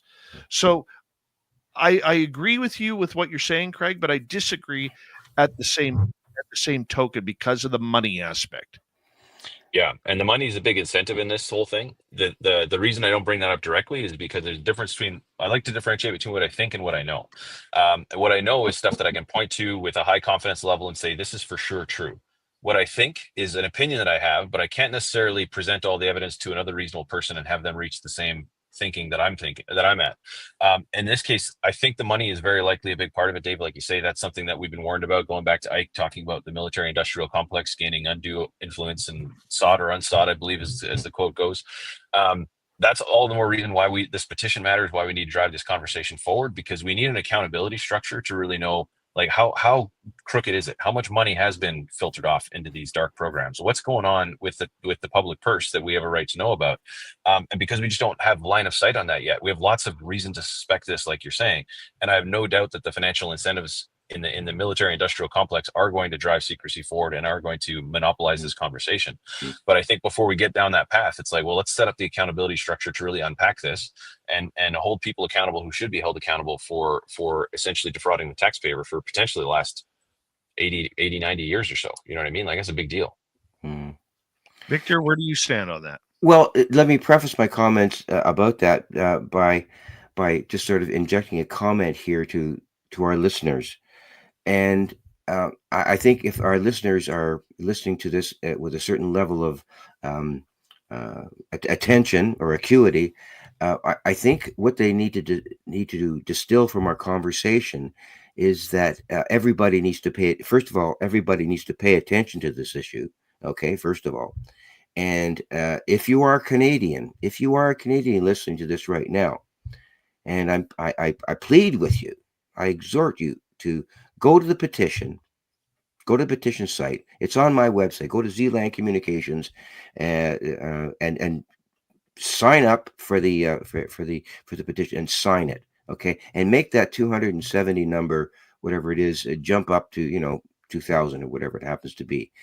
And the idea, back to the idea of a threat, and I'm looking at it from and I understand Craig's perspective in terms of his background. I'm looking at it from an academic perspective in terms of a teaching moment, And we all know that in a classroom, when you begin to teach learners, okay, there's learners that are out there, and you can present learners with all kinds of facts all the time, okay? But if you do not change the attitude of those learners, okay, if you do not change the attitude of those learners about whatever concept you're dealing with, learning becomes empty. And the reason it becomes empty, because if you do not change the attitude, you will not change the behavior of the learner. That's a very key point.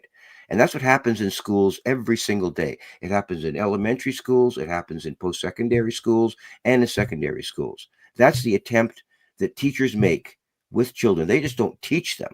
They attempt to change their behavior. And that's the ultimate goal of any kind of learning opportunity. And that's what we're doing right now. For all the people that are listening, we're not just trying to give them facts about what's going on. We're attempting to elicit a response from them that will, in fact, change their attitude about this whole issue. Okay, in a very profound way. You might have something to this. These guys, what they're talking, they might be talking about. So, and then once they internalize that kind of information, then the change in behavior happens. So what happens when the behavioral change happens? Then you get an educated citizenry. You get people who know what they're talking about, people who are coming from a place of little knowledge to an inspiring place of complete knowledge, or at least a portion of knowledge that they can act upon and do something about. So when you energize people about this, they can have an influence on our politicians to move forward. But it goes back to the idea that Dave brought up, that, you know, whose information is this, and do we need to go to the government to ask them the questions? So it's a big ball of wool that you have to untangle very, very carefully. So the idea of a threat is in fact, to answer your question, Dave, it is a methodology to change people's attitude and therefore change their behavior. So if everyone believes these things are a threat, you've got them.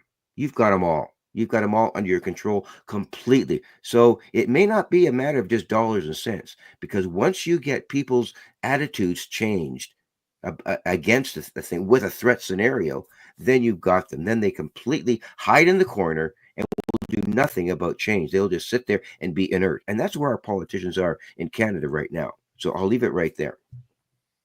All right. The second thing, though, that I think is concerning, and we may have to carry this over to the next half hour as well, is the fact that Dr. Mona Niemer's Sky Canada report is 2 months too late right now when it was supposed to be out.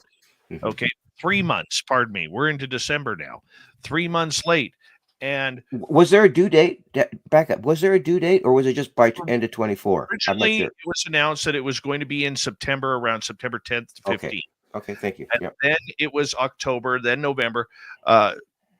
Tim James, my UFO reporter, who's right behind me here, he has been in contact with the Sky Canada project via Convocation, and they don't have a term or a date of when it's going to come out.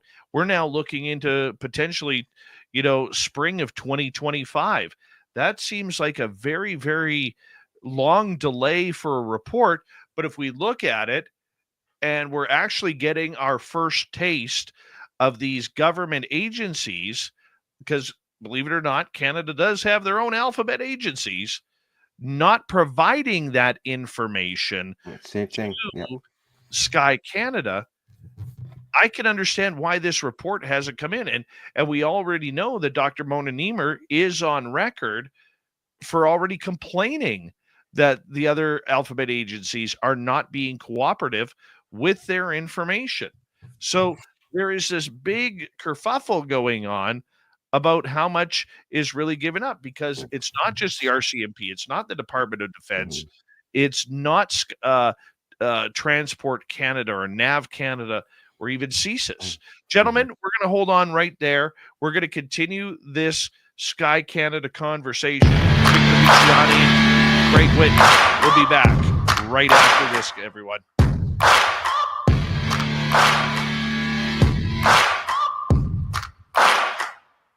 You're listening to Spaced Out Radio with your host, Dave Scott. Boy, as a drummer, Dave, I love some of the percussion stuff you got going on. Pretty cool. It really is. It kind of gets me going, you know. Space is asking, is there a Canadian Roswell? There's actually a couple. Shag Harbor would be at the top of my list. You know, if you want to compare the Phoenix lights, the Montreal lights would be one. There's a lot of the Prince George lights in 1973, 74. Stephen Michalak. Pardon me? Stephen Michalak incident. Yeah. There was the alleged 1950s crash site in Manitoba where the U.S. came in and said, we're taking that. And they had actually found the craft on Canadian soil before the Canadian military actually got there. There was that. How much time would you have, Dave? We got about 4.5 minutes, Victor. Let me tell you a story very quickly, okay? I got a call from a lady from the United States. I'm talking like 5 years ago. And she initially tried to get a hold of Paul Hellyer, but she went through me to get. Anyways, she told me a story that is absolutely, and I'm just sharing this right now. I don't care who hears me about it. She was playing. She was about 10 or 12 years old. Okay, she was playing hopscotch in her yard. It's in a town in the United States, and she was abducted. Okay, I'm making this very quick. She was taken. Okay, she was taken by a craft. It brought into the craft of a rather human-looking being, but not really human. And they took off from this area that she lived in the United States, went up to the area of Shag Harbor, okay? And he brought that craft into the water, and he was the rescue vehicle. And she was in the rescue vehicle at the time. And she was told what he was up to. And she was shown the craft underwater and all the yellow foam. And at the time, she was told to leave the craft, go out there and make sure that everybody was okay in the craft. And she said, I can't go out the door because I'll get wet. She said, no, you won't get wet. Okay. So she came back in after telling the people in the other craft that everything was okay. She came back in the craft. They took off and came back to her house. Later on, her dad was one of the Navy divers. Her dad was a Navy diver at Shag Harbor who saw everything that went on. So when she grew up, both of them knew what went on at the time, and they were summoned to the cottage of Curtis LeMay to tell him the story. They brought the father into the office of Curtis LeMay, and the father was told, do not ever talk to anybody about this, or we will get your daughter. And she told me this entire story. Wow. I've talked to the lady several times. She's a nurse, totally credible, and I just don't know what to do with this. I just don't know what to do with the story. And she's got all her facts right. She's got the dates right. She's got the location right. How does a 12-year-old girl get into a craft? And she interacted with it being in the craft. Very human looking. And he was pulling these little levers and doing this. I'm sorry. I had to share that. I would love to speak with her. Well, you know what? I haven't. It's been a while since I spoke to her, but I think I could arrange it. I'm hoping she's still well, and she still wants to tell us because this story somehow needs to be told. But it has to be. I don't know. I have no trouble believing her because I've spoken with experiencers before. Okay, and when you talk to somebody the way I talked to all these other people who've had experiences, she has all the common elements, all the common threads of being taken, other than being experimented upon. That's not something that ever happened to her. But it's got to come out somehow. I don't know how the hell we could ever possibly approach the issue with her, but I think it's something that we'd have to look at, David. Absolutely. Anything I can do to help, man. Yeah. We got about a minute to go here. Big thank you to Simply Coco, Lori, Deborah Rooney, Simon with a hat trick, Pam Harris, Cosmic Joe, and Richard for the super chat. Yes, good knowledge people that Craig's beard has not moved once during this show. Not moved once. And yeah, that's impressive, to be honest. I'm very impressed. Don't forget, you can shop at our Spaced Out Radio store. We do not have ugly swag, people. No ugly swag. And remember our new t-shirt, Friends Do Not Let Friends, UAP. That's right. So we're going to get into that and a little bit more on the Sky Canada project. I'm having a blast tonight. I'm loving this show tonight. This is a lot of fun. I hope you are too, Craig. But Absolutely. Awesome. Awesome. All right, we got 7 seconds, everybody. Sit tight, relax. Joe, you're 0-2. 0-2, 1812, 1867. 0-2.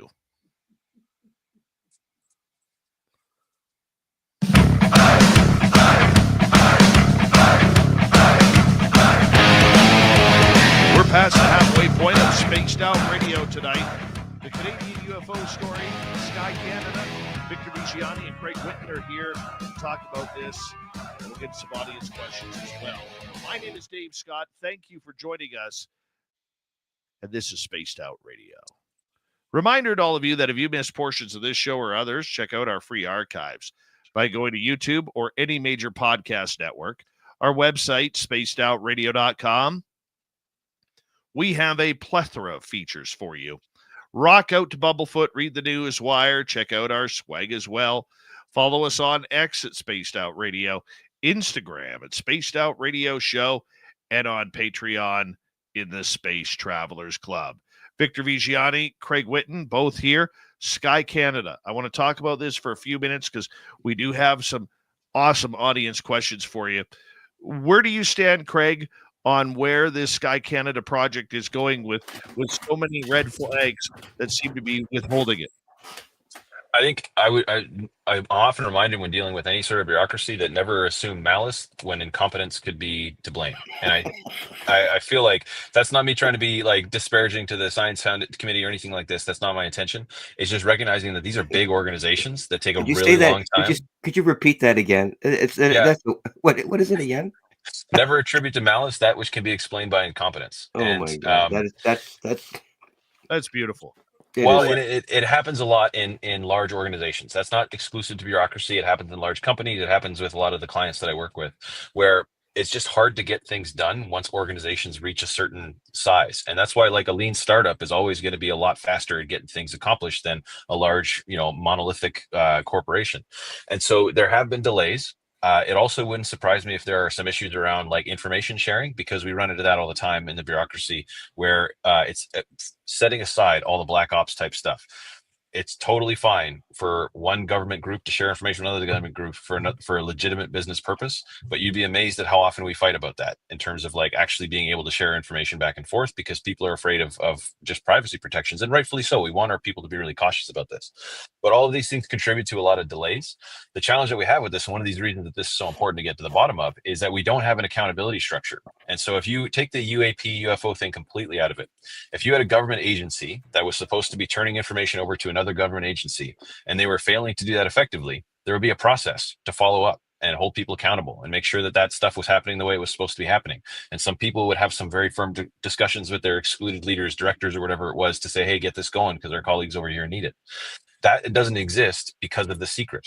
And so my company published a briefing note. And you can find it online, authenticconsulting.ca. Authentic is spelled with a K. It's called a briefing note for average people. And it really does string together all of these data points since 2017 as to why somebody should take this stuff seriously. And it doesn't matter what the reason is. It could all just be a hoax. It could all just be a bunch of confused people, and that's massively disruptive. It could be our technology. It could be adversary technology. It could be NHI. The fact that we don't know, and the fact that it doesn't matter which of those explanations is the correct one, it's going to be massively disruptive, is a huge problem. And that's why we have to build these accountability structures for like the Sky Canada piece to make sure we do get that report when it's supposed to. I'm not that worried about it being delayed right now. I'd be more worried if it comes out and it's similar to the Arrow historical report, which was obviously ignoring a ton of really important data that we have reason to believe Arrow had access to. I have no reason to think Sky Canada is going to do a repeat of that at this point, though, but we'll wait for the report. Do you notice, Victor, that, and I'll let you comment on that momentarily, but do you notice Dr. Mona Niemer getting a little frustrated Do I? Yeah. From what I'm hearing, yes, because she was given a pretty clear mandate to start this off, and it seemed pretty, fairly pristine to begin with. All you have to do is investigate and get agencies to bring in information. But then I think she's very, very frustrated. So that leads me to my question, to Craig. What does secrecy do to this whole process? You mentioned that secrecy kind of mucks things up. What does secrecy do to this whole process in the context? Well, let's look at it from the Canadian perspective, if you could comment on that, and then from the American perspective too. Are they similar, or are they two different animals? They're similar, but they are different. And so the reason I think they're different, secrecy in general on anything is does both a personal issue and a structural or systems issue. And I do want to clarify my comment about, never explain with malice that which can be explained with Right. Yeah. incompetence. Had nothing to do with the good doctor who's leading this Of course. report. I think Yeah, she's a yeah. fantastic human.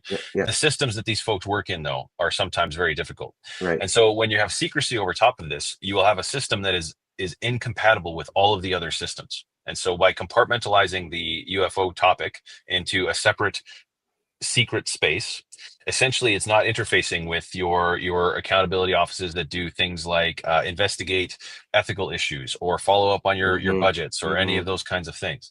So Yeah. that alone creates a huge barrier for people like us to know about what's going on.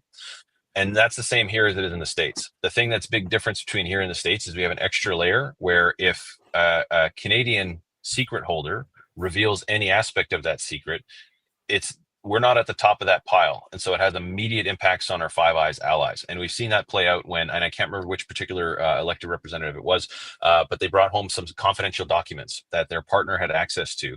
And these documents were related to some top secret information that the Five Eyes had made available. And it actually reduced what the Five Eyes share with Canada because of that security breach. And so that's what's unique to Canada is that we are, if we screw up our secrets, our partners around the world stop sharing their secrets with us, and that could further isolate our country as it moves forward to the process of confirmation. I really like the way you described that, Dave. Yeah, it's pretty caustic. Yeah, very much so. And sunlight is the best disinfectant to these things, as Chuck Schumer said. Like, the more we can get this out in the open, the more we can have serious conversations about what happened, how did it happen, and how can we make sure something like this doesn't happen again in our communities and our society. Not that it ever can, because first contact is kind of its thing. But I mean more along the lines of secrets going rogue. How do we make sure that our systems don't allow for that? Is there a chance, either one of you, that this report may disappear or be shelved for a long time? I don't think so. Go ahead, Victor. Yeah, no, my understanding, you're right, Craig. My understanding that it has to be presented. I think this is something that it's more of a mandate, that it's not a choice or so. But I think if it's, and you can chime in on this, Craig, if you want, I think that if it does get to the point where it's presented to whoever, I'm not sure whether it's presented to Parliament. Okay, I mean, that's a big ask. Whether it's presented to a committee of some kind, which is another level of innocuousness, or presented to some sleepy committee in the Senate. Okay, it could go any of those ways. I'm not sure how this report will manifest itself, but the bottom line is, will the Canadian government bury this thing? As ineffective or effective as it might be, they just don't want to deal with the realities that if this report does come to fruition in some way or another, they're going to have to deal with another set of problems in manifesting the reality of what this report might tell people. And that's going to be a big deal. I mean, if the manifestation of the reality of this report will in fact propagate, if that's in fact true, there are going to be people in the Canadian government say, no, hold on. Let's bury this somewhere. Let's just bury it somewhere. So I think you're right, Dave. It may not see the light of day. Let me ask you this then, and this will be my final question before we get to some audience questions. Okay.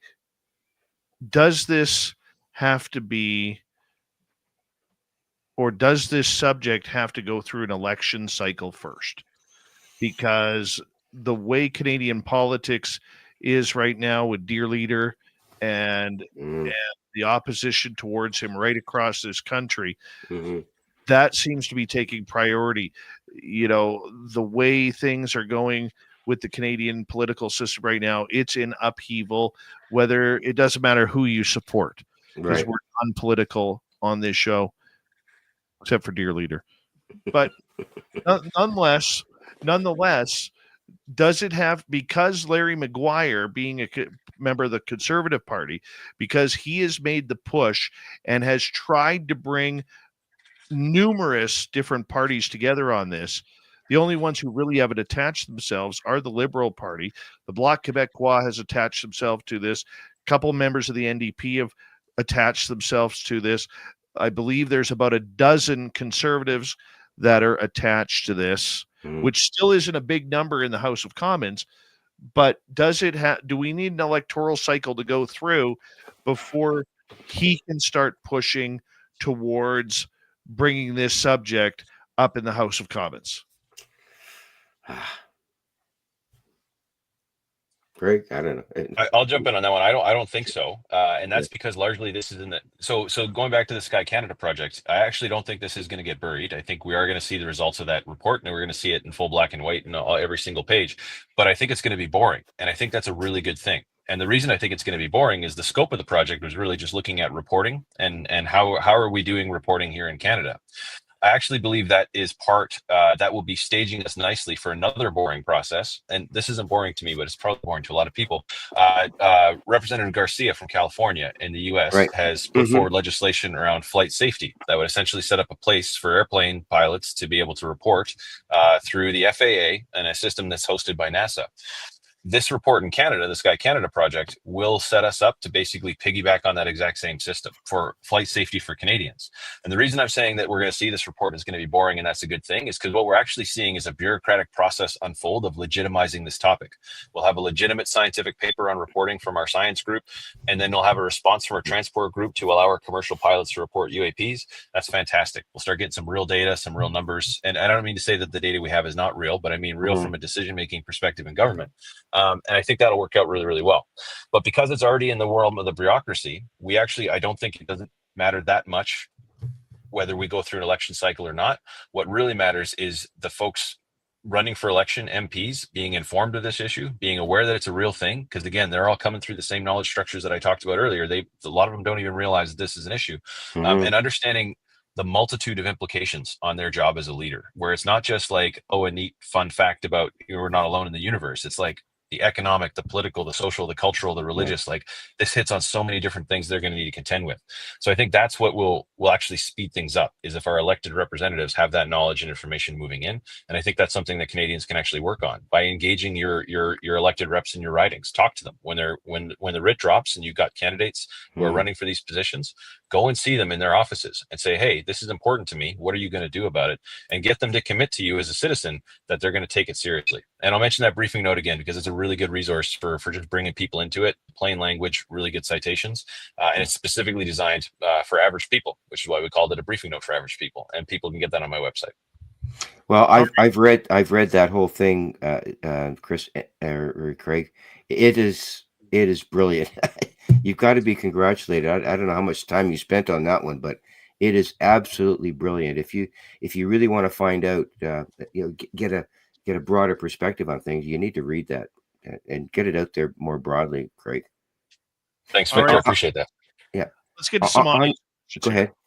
Sorry, Craig, finish up and then we'll get to some audience questions. Nope, that's it. I just thank you, Victor, for the kind words. Appreciate that. No, you're right. I guess what I'm trying to get to is the idea behind this report from Dr. Nemmer is I looked at it very skeptically to begin with, but I'm seeing the possibilities that it could open up a direct pathway or lane, as politicians allude to, a lane of conversation that will engage parliamentarians. And I think that's an important part. And it could be even a little bit more effective than even the petition itself. I mean, if they work hand in hand, that's a great thing. So I believe that if this report by Dr. Nemmer is brought forward in a way, and it has become legitimized, and that's important to understand. It's a legitimate inquiry within the Canadian government. I mean, that's it's a given, and you've got to give Larry Maguire a lot of credit for pushing, Hannaford and Anita Anand on his recommendation to develop this whole idea. So if it comes to some sort of fruition, depending on how late it might be, or an election issue, whatever it happens to be, it could be a very serious wedge in this whole conversation to develop a narrative that all the parliamentarians can engage in safely. I mean, it gives them a safe way out of this, rather than saying, who believes in UFOs? That's not going to be something they're going to raise their hand on. But if they are confronted with or read a report that's legitimized by the Canadian government itself, they could say, well, I go back to my question again. How long has this been going on, and why didn't we know about it? So it could be a very legitimate tool, irrespective of any election cycle, I think. All right, let's get to some audience questions here. We got about 8 minutes.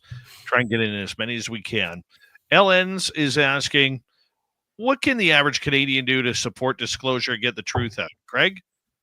Yeah. So first, petition, sign that. That's a great opportunity just to get engaged with it.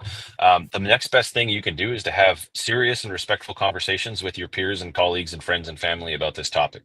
And again, that briefing note is exactly designed to enable that, so that you can blame the briefing note instead of taking credit yourself for that.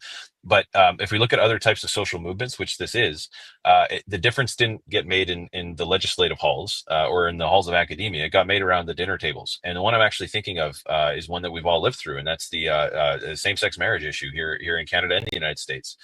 If you go back to the history of that, the Stonewall riots in the late 60s was the real first birth of the idea of rights for LGBTQ people. And then in the early 2000s, same-sex marriage was legalized, which is a massively rapid shift in social attitudes about a major thing. And that's where the similarities are on the UFO topic, because we're living through a similar major shift right now. But that major shift was driven in the LGBTQ community by people saying, well, hang on a second, my uncle is a decent dude, and I know my uncle really well, and he identifies as gay, so maybe I should allow my thinking to evolve on this. It personalized it for people. And with the UFO issue, it's the exact same thing. So what can the average Canadian do? Just talk about it with your peers and normalize it and give it the authenticity and legitimacy that it deserves. And know that this isn't a couple of folks on a podcast telling you that this thing's a real thing. These are folks like Chuck Schumer and Barack Obama and Bill Clinton and Donald Trump. These are folks who have said that these are objects flying around in ways that defy our understanding of physics. And that's something worth talking about at dinner tables all across the country, particularly as they gather around with the holidays. Beautiful. Victor, you want to add to that? There's not much more that I can add to that, because it is all of the references that Craig has made are incredibly important in as I say in developing a narrative about this. People have to understand that it's okay to talk about it. You can't, like you said, Craig, sit around the table and talk about whatever the UFOs or whatever, and then you don't want to get people saying, oh, here he is again talking about it. You have to make it safe for people to talk about it in a brave. There's a certain level of courage that it takes for people who are really becoming aware of the knowledge base that's involved in all of this. And once you become involved with and accustomed to the knowledge base, it gives you a certain amount of courage to step forward beyond that level of ridicule that you might get or receive from people you talk to, in a respectful and way that creates more dialogue, more questions. So in doing all of that, by signing the petition on the website and doing all of that, that is a definite, concrete way where you can expand the narrative. And that narrative in Canada has yet to evolve to a point where I'm satisfied with it. I'm not at all. We have to create a much bigger. What I need to get is, and I put my stuff out all the time. I put my telephone number out and I put my email out. I want to get people calling me and saying, Victor, tell me more. Tell me more. So once that kind of stuff happens and you begin to develop the narrative, that's where the awareness develops. That's where the facts become more concrete, and that's where the attitudes are changed. And when the attitudes are changed, then the behavior is changed, and then you get people who are fully engaged, and that's what we want. We want a Canadian citizenry who are fully engaged about that. And right now, if you ask me what percentage level of engagement is, it's about 20%, maybe 30, if that. We need to get that right up to 85 and 90%. So that's one of the reasons why I think this kind of podcast and this kind of effort is so important, to bring the level of awareness up to the people who, once again, I go back to that question: how long has this been going on? And please tell me, why don't I know about this? That's right. Let's go to Mike here. We got 4 minutes. The Fifth Estate did a documentary on a UFO landing in Carp, Ontario, just outside of Ottawa. Are you aware of this, and how come it hasn't been brought up as much as it should be? Yeah, I'm familiar with that case. That's like I think it was 1989, and it the short version of it was that there was an individual who came forward with documents and videos and a few other things that illustrated this landing, and it got quite a bit of media attention. And I think I first heard about it from an Unsolved Mysteries episode that I watched recently, but that was like a 1990s, early 90s era episode.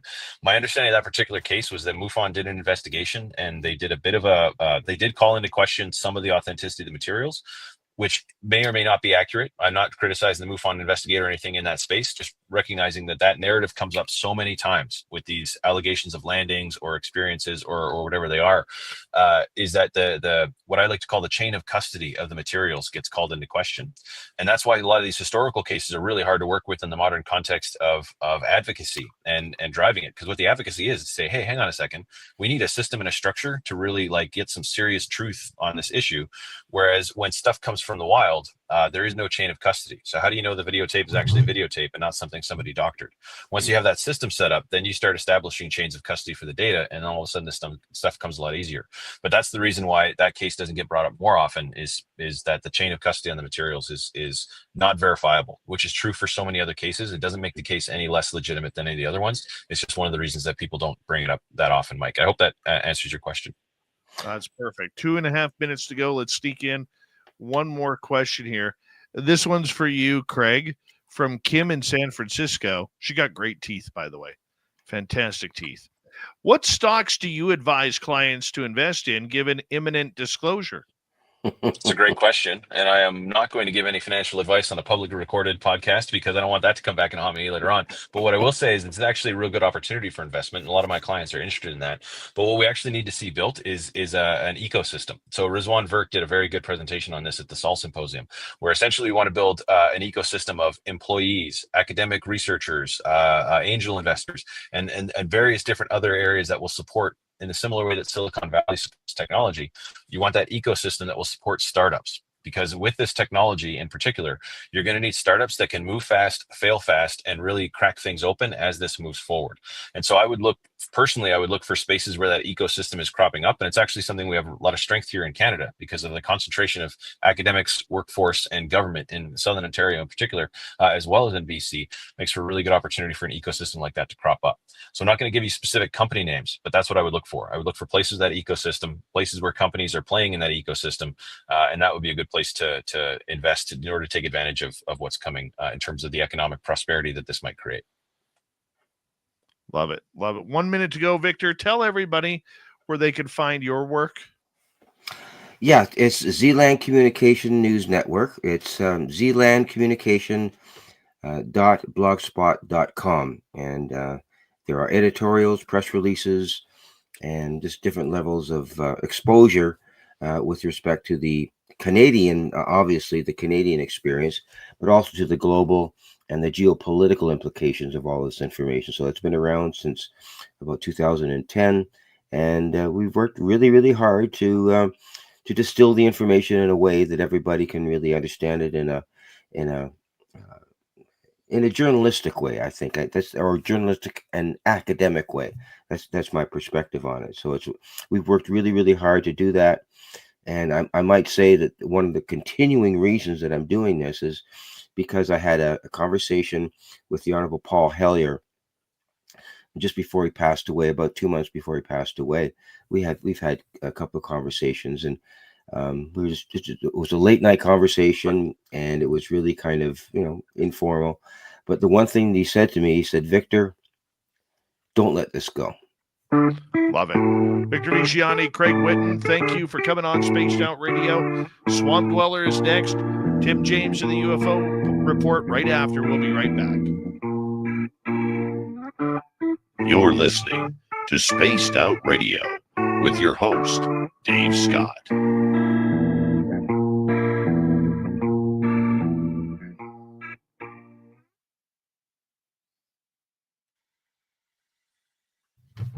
Gents, thank you very much.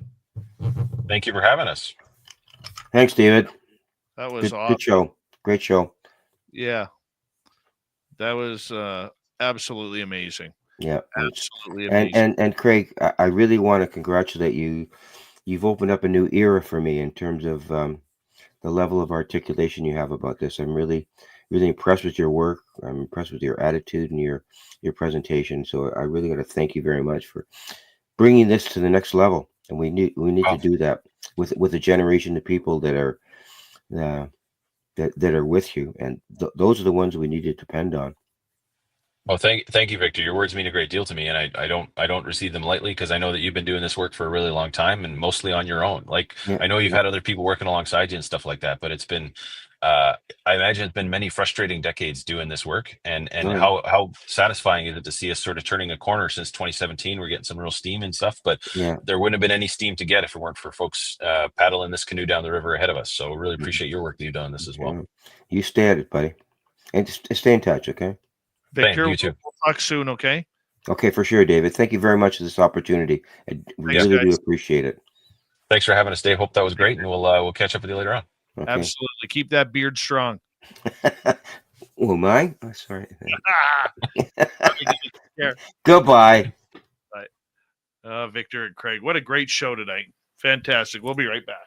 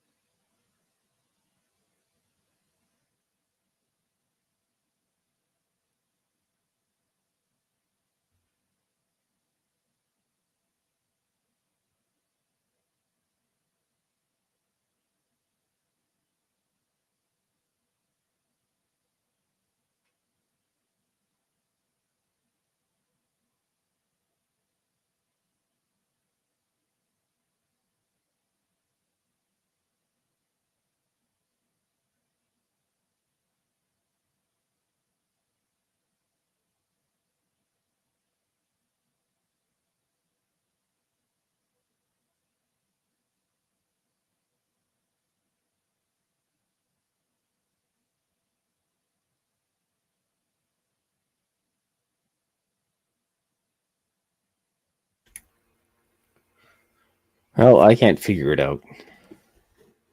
There's 10,000 buttons here. Oh, hold on a second. Let's click through until we find it. Ah, crap. Wait a second. Anyways, I'm just going to sit here and keep drawing this cartoon. This great show tonight with Dave and anyone else. I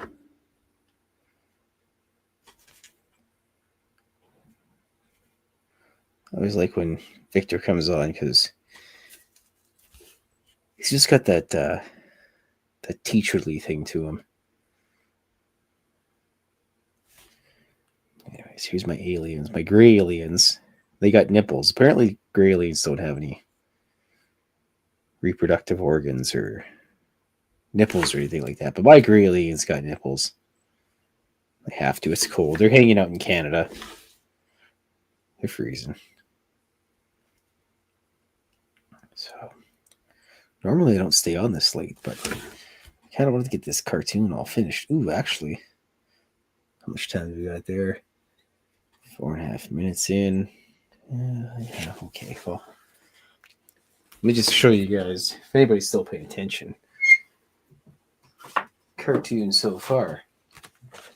As I was explaining about the aliens trying to take pictures of Sasquatch. So here we go. Oh yeah, crap. You know what, Dave? I don't know how this all works out. We can get it bigger, but oh, there we go. I figured it out. Excellent. Here we go. So it's October 13th. Live at the Space Bar. And in the corner of the bar, a sinister plan is being hatched. Carl Stanton and Alan, he's like, I'm telling you, this plan's going to work. Who always comes in at 7 o'clock sharp? And of course, the two aliens don't know. He's like, that's correct. That's why I call the shots.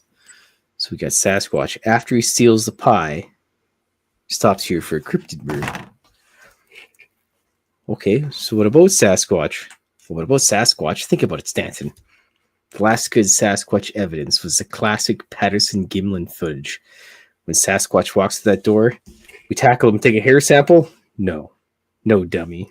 Get ourselves a nice, clear photograph. And so that's what the aliens plan to do, is get a nice, clear photograph of Sasquatch. However, it doesn't work out very good for him. Try a whole bunch of... Dave, I hijacked this stuff. I couldn't figure out how to get the thing out there, so... Love it. Big thank you tonight to Search and Destroy, Simply Coco, Simon with a hat trick, Deborah Rooney, Laura, Pam, Joe, Richard. Thank you for the love, guys. It really helps out what we do on a nightly basis. Thank you to Dirty Filth for another crazy cartoon. You're the best, buddy. Thanks, Dave. I'm going to go feed the cat snacks now. Okay, give Blob an extra one from us if you don't mind. I shall. Yeah, and tell Blob that we'd like a sighting soon. All right. Good night, everybody. Good night, buddy. Here we go.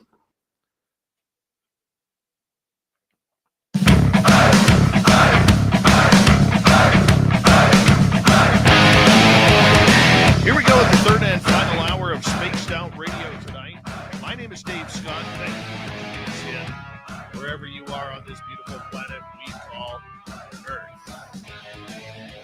Hello to everyone listening in on our terrestrial affiliates around North America, digitally on every major podcast network. Our website, spacedoutradio.com. We have a plethora of features for you. Rock out to Bumblefoot, read the news wire, check out our swag as well. Follow us on X at Spaced Out Radio, Instagram at Spaced Out Radio Show, and on Patreon in the Space Travelers Club. The Desert Clam has set the password for tonight in the SOR Space Travelers Club. What do you got for us, Clam? Casacious. Casacious is your password. Use it wisely, Space Travelers, as the Clam sets the password each and every night right here on Spaced Out Radio. Let's head to the swamp. Hello and welcome to Spaced Out Radio's Swamp. I'm Swamp Dweller, and tonight I'm going to take you on a mystic journey of the unknown, sharing tales of monsters, legends, and nightmares. Welcome to the Spaced Out Radio Swamp.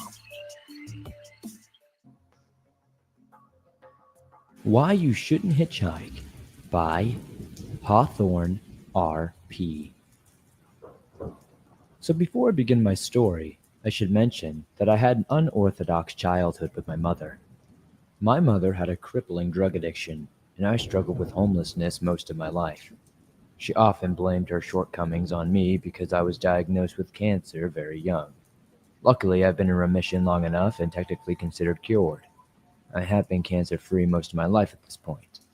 It took until my teenage years for me to get tracked down and taken out of her custody. I met my biological father briefly for 3 years, but he shortly died of a terminal illness I knew about when he adopted me. So, traveling and hitchhiking have always been prevalent in my life. So with my father recently deceased after my 18th birthday and the lack of education in my childhood, I found myself back on the road, hitchhiking once again. It was very tough, and I do not recommend it to anybody. My knowledge of hitchhiking comes out of necessity, and there is more danger than romance. I ended up making some friends with some Native American teenagers that were around my age at the time. After hanging out with them and their folks, they allowed me to stay in his bedroom in this abandoned house on the edge of their property. Even though it was very worn down, and you could tell the property was not very much lived in, I wish I could remember exactly where it was, but it was somewhere between Arizona and Nevada. It was enough for me.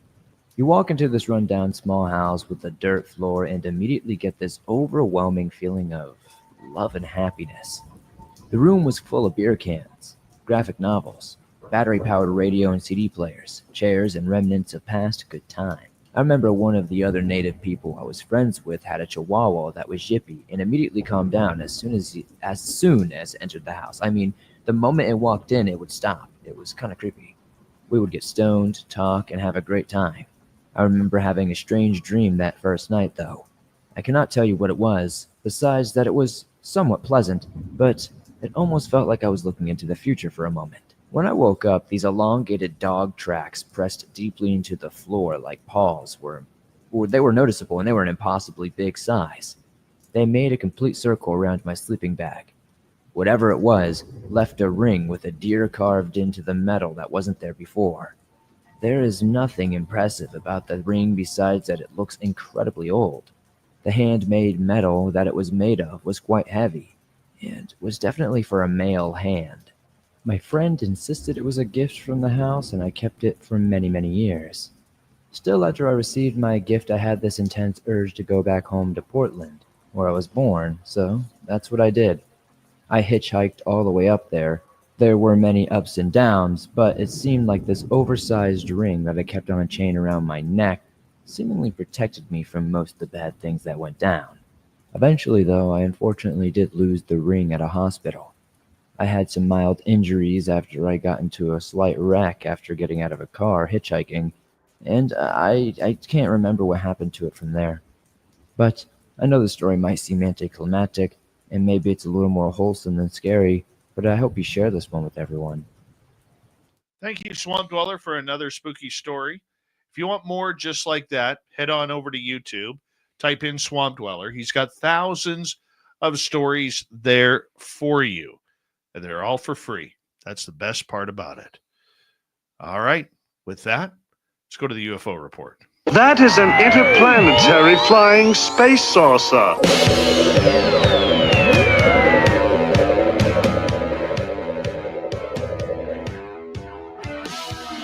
You have made me very angry. Very angry indeed. All right, Tim James, good to have you back on the report. How you doing, buddy? I'm doing good. And you? Doing good. I'm doing good. Still full from lunch? So get this. Remember the other day when at the Tim Hortons drive-thru last week, Tim's beside me talking to I'm talking to Merle on the phone. Tim pulls ahead of me and doesn't buy me breakfast. Well, there's an addition to this story. Uh-oh. There's an addition. So I walk into Tim's wife's Solstice Tea Room and Ganachery, because nobody knows what a ganachery is. Nobody does. And I'm going to go get some lunch. And who do I see there? Little Timmy James once again. Do you think he offers to buck up after the Tim Hortons incident and buy me lunch at his wife's ganachery? No. I thought she was buying you lunch. Didn't even open his wallet. In fact, I think he may have opened the wallet, and that might be the reason why the moths flew out. My goodness. Yeah, sorry, man. My goodness. How you doing, buddy? Good. Sorry about not buying you lunch again. Well, that's you're 0 for 2. I know. You're much like the Americans invading Canada. That's right. 0 for 2. Well, you just might have to do a road trip to Kamloops. Oh, you know what's there? Mm-hmm. Taco Bell. Taco frickin' Bell. Yeah. Yeah. I'm going to be honest with you. I'm an expensive date at Taco Bell. Yeah, me too. My last bill for myself was like $42. Oh. Yeah. Yeah. Okay. Yeah. Fair enough. Yeah, that was lunch and dinner. Oh, yeah. And snacks. Oh, it's so worth it. Yeah. Oh, no. So worth it. You know, there's good money you spend and bad money you spend. Mm-hmm. That was in the good category. Yeah, for sure. Uh-huh. That was totally in the good category. Uh-huh. Sick of drones yet? I mean, I'm not sick of them. I'm being inundated with them. And it's yeah, they're all over the place. So now it's New Jersey, and so kind of a two-part thing. So all these drones are flying around and they're spotting them in New Jersey and stuff like that now. But one of the weird things that happened, I guess, over the weekend was this is a story that a lady named Tina Kelly wrote. She's from the New Jersey Advanced Media in New Jersey. So it goes something like this. So amid a string of unexplained nighttime drone flights over New Jersey, a medevac helicopter was unable to pick up a seriously injured patient last week due to drones hovering near the landing zone, a security official said. The medical helicopter was headed to an accident in Branchburg Township in Somerset County. 2 security guards from Raritan Valley Community College closed roads around the scene of the crash in preparation for the medevac to land and take an accident victim to the hospital, said Brian Surge, supervisor of security at the public college. The captain of the fire department contacted the college security office at 6:45 p.m., canceling the request for a helicopter landing zone due to drones flying the area, Surge said. We never found out what the actual drones were. It's kind of a mystery. We were asking around about that, but nobody knew anything. It is unclear if the drones at the college were related to a series of drone sightings over Morris and Somerset counties over the last few weeks. The drones have been spotted hovering for hours over northern New Jersey, often in groups, prompting the FBI to request pictures and videos from the public earlier in the week. The FAA also restricted drones from flying over Trump National Golf Club in Bedminster, 6 miles away from the community college, and Picatinny Arsenal in Jefferson and Rockaway Township following the sightings. The FBI requested that restrictions out of abundance of caution, an FBI spokeswoman said Tuesday. Branchburg police directed questions about the accident and the diverted medevac helicopter to the FBI. Messages left with the Branchburg Fire Department for additional information were not immediately returned. It was unclear if the patient went to the hospital by ambulance or by helicopter landing elsewhere. A drone operator could face steep penalties for endangering human safety, federal official said. We look into all reports of unauthorized drone operation and investigate when appropriate. The Federal Aviation Administration said in a statement Monday, noting drone operators who endangered aircraft or pedestrians could be fined up to $75,000 and lose their drone operator's pilot certificate. So now, possibly, these drones that are flying and being sighted all over the place are now possibly getting in the way of emergency vehicles and flights. So I guess they're restricting airspace now. So it's becoming crazy. And again, not sick of hearing about it, but it is the focus everywhere, and it's a lot. It's a lot of stuff going on. I was talking with this subject with Walter Sterling on Sterling Every Damn Night earlier tonight out of Philadelphia. Yep. And one of the stories that popped up on this was that this has been going on for about 2.5 weeks, which literally came down in New Jersey, like shortly after the latest UFO hearings that went back to back. Yeah. I find that a little bit too coincidental. Of course. Yeah. Okay. The other thing that is very interesting about this as well is allegedly, now, I don't know how much stock to put into this, okay? I'm just reporting what was said. But apparently the FBI is alleging that these drones were being seen recently over the houses of the first FBI investigators on this drone case. And now they're trying to figure out, how do they know who was investigating? This, I'm telling you right now, this is an inside job. I don't think it's kids playing around with drones or some YouTube channel or social media addict trying to get clicks. Yeah. I don't think it's that anymore. I think this is something else. And if that story with the FBI is true, right, and not just fear mongering, I really do believe that this shows that somebody on the inside knows who these people are. They're playing with them because those in the upper echelons of the black projects, they can get any information they want, my friend. Yep. Any information they want. Yeah. And to me, that's scary. Yeah. That's scary. For sure. You know, and thank God we live in the middle of nowhere. Agreed. And it's funny because I heard I read somewhere in one of the articles today, somebody made a quote, and it was about the drones and following the same train of thought and logic that you're using. The person had said, now I'm probably going to misquote it, but I think I can try to piece it together, that they are testing their equipment, the reactions of their equipment. So them being, you know, obviously the military or whatever, the government's testing the reactions of their equipment using these drones, but also testing the reaction of the public with the possibility if these were allegedly nefarious, right? So I found that kind of interesting too. It was like, okay, yeah, that kind of makes a lot of, well, not kind of, it makes sense. It makes sense. They're testing their equipment because of the state of everything that's going on around in the world. And I agree with you. I don't think that these are UFOs. I really don't. So this is happening. They're testing their equipment. And hey, let's test the public and see what the panic level is, right?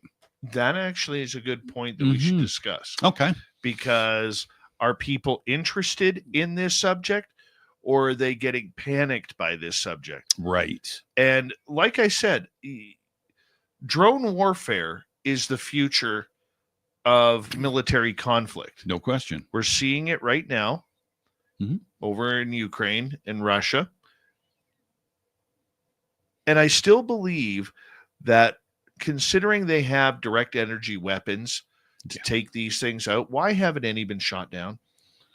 It doesn't make any sense to me. And plus the other thing is too, is there's so many independent contractors out there that actually do this for, you know, that's their bread and butter, is they have the capability and the technology and the weaponry to defend against drones. So you're right. What the heck's going on?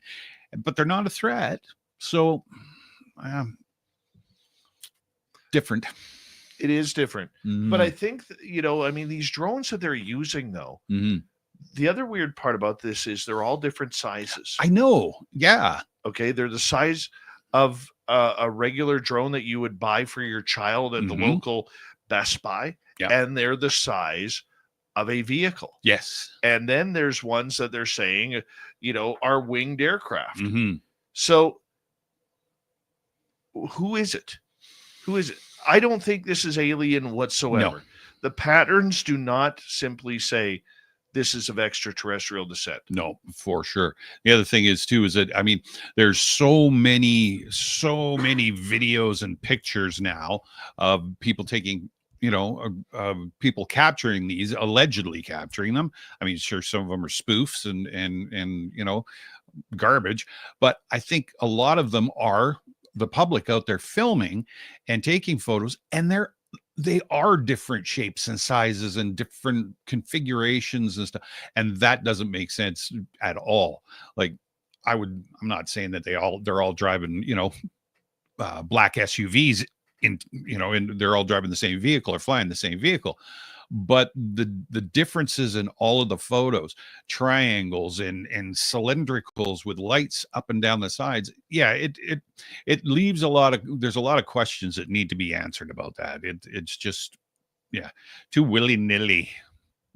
It is very, very willy-nilly in regards to this, if we can use that term prophetically. That's scientific. Oh, that is a scientific comment right there. Totally scientific comment. Yeah. You know, but I do want to say this. I don't see this drone flap going away. It wouldn't surprise me if it either all of a sudden just stops. Right. Or the FBI literally comes out and say, we've arrested some YouTube channel guy. You know, I think it's going to go down that road. Yeah. And the FBI did put out an update on those today and over Morris County, right? So the drone sightings continued Tuesday night over Morris County, New Jersey, and have now been spotted in other areas of the state. Residents have described the sightings as unnerving and creepy and want an explanation. The fact our police, the county, the state, no one has anything to say about it, I think is crazy, said Jane Klebb of Flanders. The mayor of Medemboro said she has been in regular touch with her fellow Morris County mayors. I know that these drones are not new, said Mayor Christine Glasner. They've been going on for a while now, like well over a year. It's just increasing. It's at a much more rapid level. Most Morris County mayors are asking the same questions as their constituents, hoping the answer from county, state, and federal counterparts. People are unnerved about it because there's no answer to who they are, who's controlling these drones, and why there's so many. Aviation expert J.P. Tisdale said his biggest concern is having unauthorized drones flying in already crowded airspace that serves Newark, LaGuardia, JFK, Tettenboro, and Morristown airports. It's like a symphony in the sky of aircraft. All of them have prescribed paths. You start throwing unidentified objects, such as drones or UFOs, into the pattern, and you have a very critical problem with safety in the air. There's a great potential for one of these aircrafts to inadvertently encounter a small drone. And if it's ingested in the engines, you're probably going to have an engine failure. The FBI acknowledged it has received reports of what look to be clusters of drones and possibly fixed-wing aircraft. Spokesperson for the FBI's Newark field office stated, "We understand the concerns, and we are doing all we can to figure out what's going on. We truly don't have much information to provide at the moment." In a statement, Picatinny Arsenal Public Affairs wrote, Picatinny Arsenal authorities are aware of the numerous reports of unmanned aerial vehicles activities over Morris County and its surrounding areas. We are working with several of our local state and federal partners, organizations to obtain more information on the reported activity. Remind everyone that it is unlawful to fly UAVs over Picatinny Arsenal and any other federal military installation without prior authorization. So, FBI. We don't know what it is, and everybody just keep an eye out. Do you think when they say we don't know what it is it that we don't know what it is, or is it we have a clue, but we just got to say we don't know what it is? I think the second one. I think it's we don't know what it is, but yeah, I have a funny feeling it's just shut your hole and know your role situation, right? So yeah, I think the FBI is it's words, just word salad, whatever you want to call it. I get it. I think this is just going to disappear. It's getting too much flap. Yeah. Something's going to have to give. I mean, you're right. I think that when something garners this much attention, and it's not, like I said the other day, it's not just an isolated incident. It's starting to happen, and it's blanketing all over the place. Yeah, something has to give. They've either got to pull the plug and put everything back in the toy box, or somebody's got to do some splaining, right? And yeah, somebody's eventually got to get caught up in oops, I didn't mean to say that moment, right? The question is if it starts, because these things have been seen around an Army base that has a lot of armor and armament there. Mm-hmm. It's been seen around hospitals. It's been seen around this one I found very interesting, around Trump's golf course. Yeah. So you also have to wonder, is this an election thing too that's happening, this recent thing? I mean, we're just going to see. The only thing we can do is watch it play out. But we do know one thing through this whole story. People are getting addicted to looking up in the sky. True. That's a good thing. It's right. That is a good thing. The problem is most of us, including myself, most of the time, don't know what a UFO is and what is something else. Correct. I got you. So that's something we need to do. Mhm. The UFO report with little Timmy James will continue in studio here when we return on Spaced Out Radio because, hey, we love bringing the UFO news to you. And yes, we do our homework Yes, we in do. finding out these stories. Uh-huh. That's what we do. My name is Dave Scott. This is the Mighty SOR. We'll be right back. This is Spaced Out Radio and your host, Dave Scott.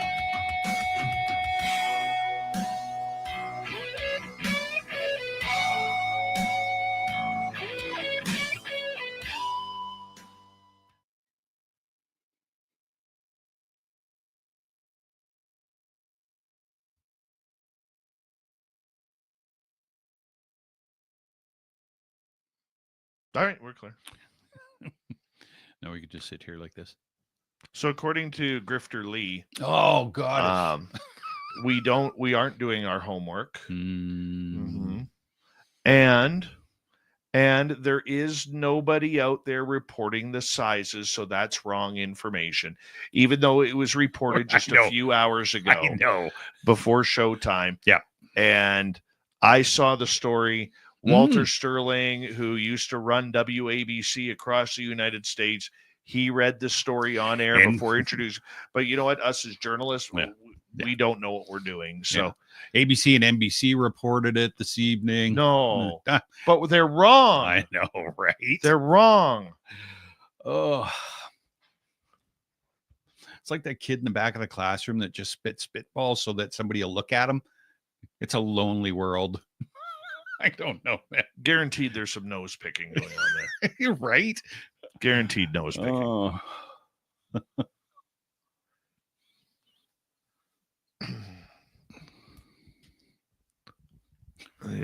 Yeah. What was it? But in all seriousness, they were saying the size of the lady in, a lady in New Jersey. She said she thinks she saw one get shot down, but yeah, that's where I was getting some of that story But from. until that's reported. Yeah. I saw one get shot down. I was like, what? I don't know about that. I was on my third Mai Tai.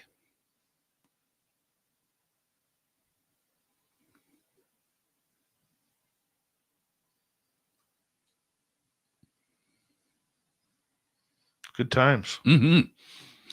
Was that lasagna soup for you today?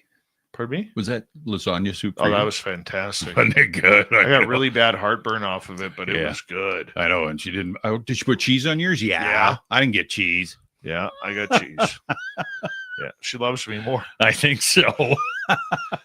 Because she knew you were screwing me over on That's on right. paying you dirty. Here bastard. comes Tim the freeloader. Yeah, just so you know, Tim's the kind of guy that after you fill your tank and close the door, he says, "Hey, let me give you some money for that."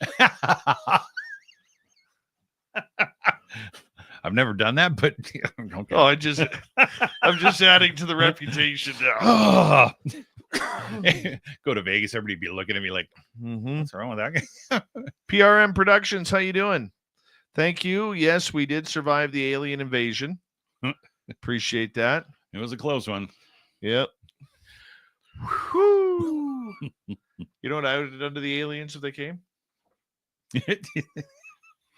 That might be it. That just might be it. So tell the quick story. We got 2 minutes. Tell the quick story about your wife wondering about the stupid wave that we do. Oh yeah. Yeah. She said to me tonight, she goes, "What is this all about?"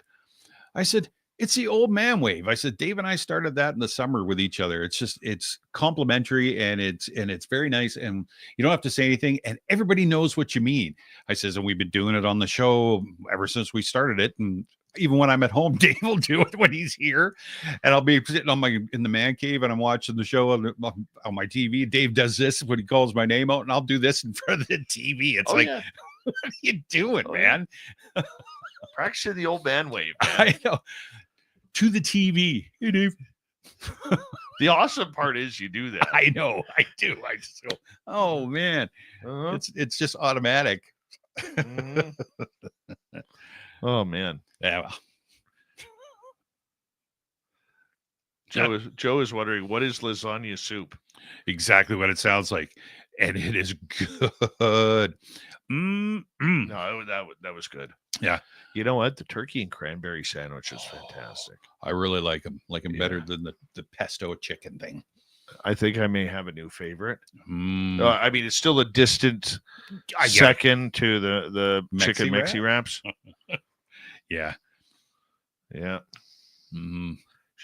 She better be making some. Oh yeah. Oh yeah.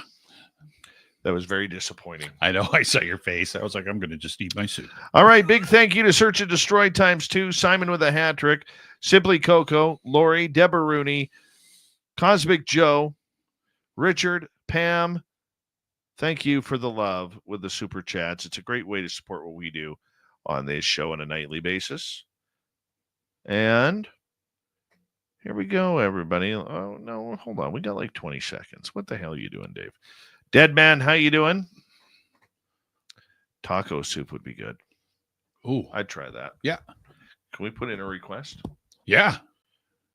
Yeah. I'll mention it to her. Yeah, put in that going request. next week. Yeah. Tacos. And a ganachery. Here we go.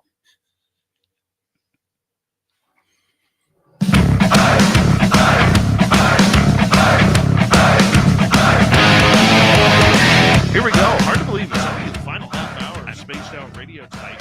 This show is flying on by, pun intended, because we're talking UFOs with little Timmy James and the UFO Report. Hey, I want to remind all of you that if you missed most of this show or others, you can check out our free archives by going to YouTube, or we're on every major podcast network. Our website, spacedoutradio.com. We have a plethora of features for you. Rock out to Bumblefoot, read the news wire, check out our swag as well. Follow us on X at Spaced Out Radio, Instagram at Spaced Out Radio Show, and on Patreon in the Space Travelers Club. I'm Dave Scott. He's Tim James. It's a UFO Report. And Tim, we've been talking about the New Jersey drones. Mm-hmm. What else do you got for us? Well, I would be remiss, and I've got two stories, but I got to get this one in because this is this day in history. Now, not necessarily bang on about UFOs, but it's one of those ones where you could go, this could have been caused by this. So, shortly after 2 p.m. on December the 4th, 1945, or excuse me, December 5th, 1945, 5 TBM Avenger torpedo bombers departed U.S. Naval Air Station, Fort Lauderdale, Florida, for a routine navigational training flight with Lieutenant Charles Taylor acting as the flight's leader. Taylor was a seasoned naval aviator with some 2,500 flying hours and multiple World War II combat tours in the Pacific. The group of aircraft was dubbed Flight 19. Yes, the group of aircraft was dubbed Flight 19, were to execute navigational problem number 1, which was to fly to the east from the Florida coast, conduct bombing runs at a place called Hens and Chickens Shoals, turn north, then proceed over Grand Bahama Island. The flight's last leg was to fly back to NAS Fort Lauderdale. The weather was projected to be relatively normal, except for a few scattered showers. On the first leg of the flight, everything went as planned as they dropped practice bombs without incident. As the group began to turn north for a second leg of the journey, trouble began for Flight 19. At approximately 3:45 p.m., Fort Lauderdale's flight tower received a message from Taylor, who reportedly sounded confused and worried. "Cannot see land," Taylor said. "We seem to be off course." "What is your position?" the tower responded. Then there were a few moments of silence. Tower personnel peered out into the clear day in the direction where the planes were supposed to be operating, but there was no sign of them. "We cannot be sure where we are," the flight leader announced. "Repeat, cannot see land." Contact was lost for about 10 minutes, but when it resumed, it was not the voice of the flight leader. "We can't find west. Everything is wrong. We can't be sure of any direction. Everything looks strange, even the ocean," the voice reported. There was another delay, and then the tower personnel learned from intercepted transmissions that the flight leader had turned over his command to another pilot, also or for unknown reasons. After 20 minutes of radio silence, the new leader's voice transmitted to the tower, but it was trembling, bordering on hysteria. We can't tell where we are. Everything is. Can't make out anything. We think we may be about 225 miles northeast of base. For a few moments, the pilot rambled incoherently before uttering the last words ever heard from Flight 19. It looks like we are entering white water. We're completely lost. Within minutes, tower personnel scrambled 2 PBM marine flying boats carrying rescue equipment. They were headed for Flight 19's last known estimated position, and after 10 minutes into the rescue flight, they checked in with the tower, but that was the last time one of the rescue planes transmitted back to Fort Lauderdale's flight operations. Now 6 aircraft with personnel had vanished.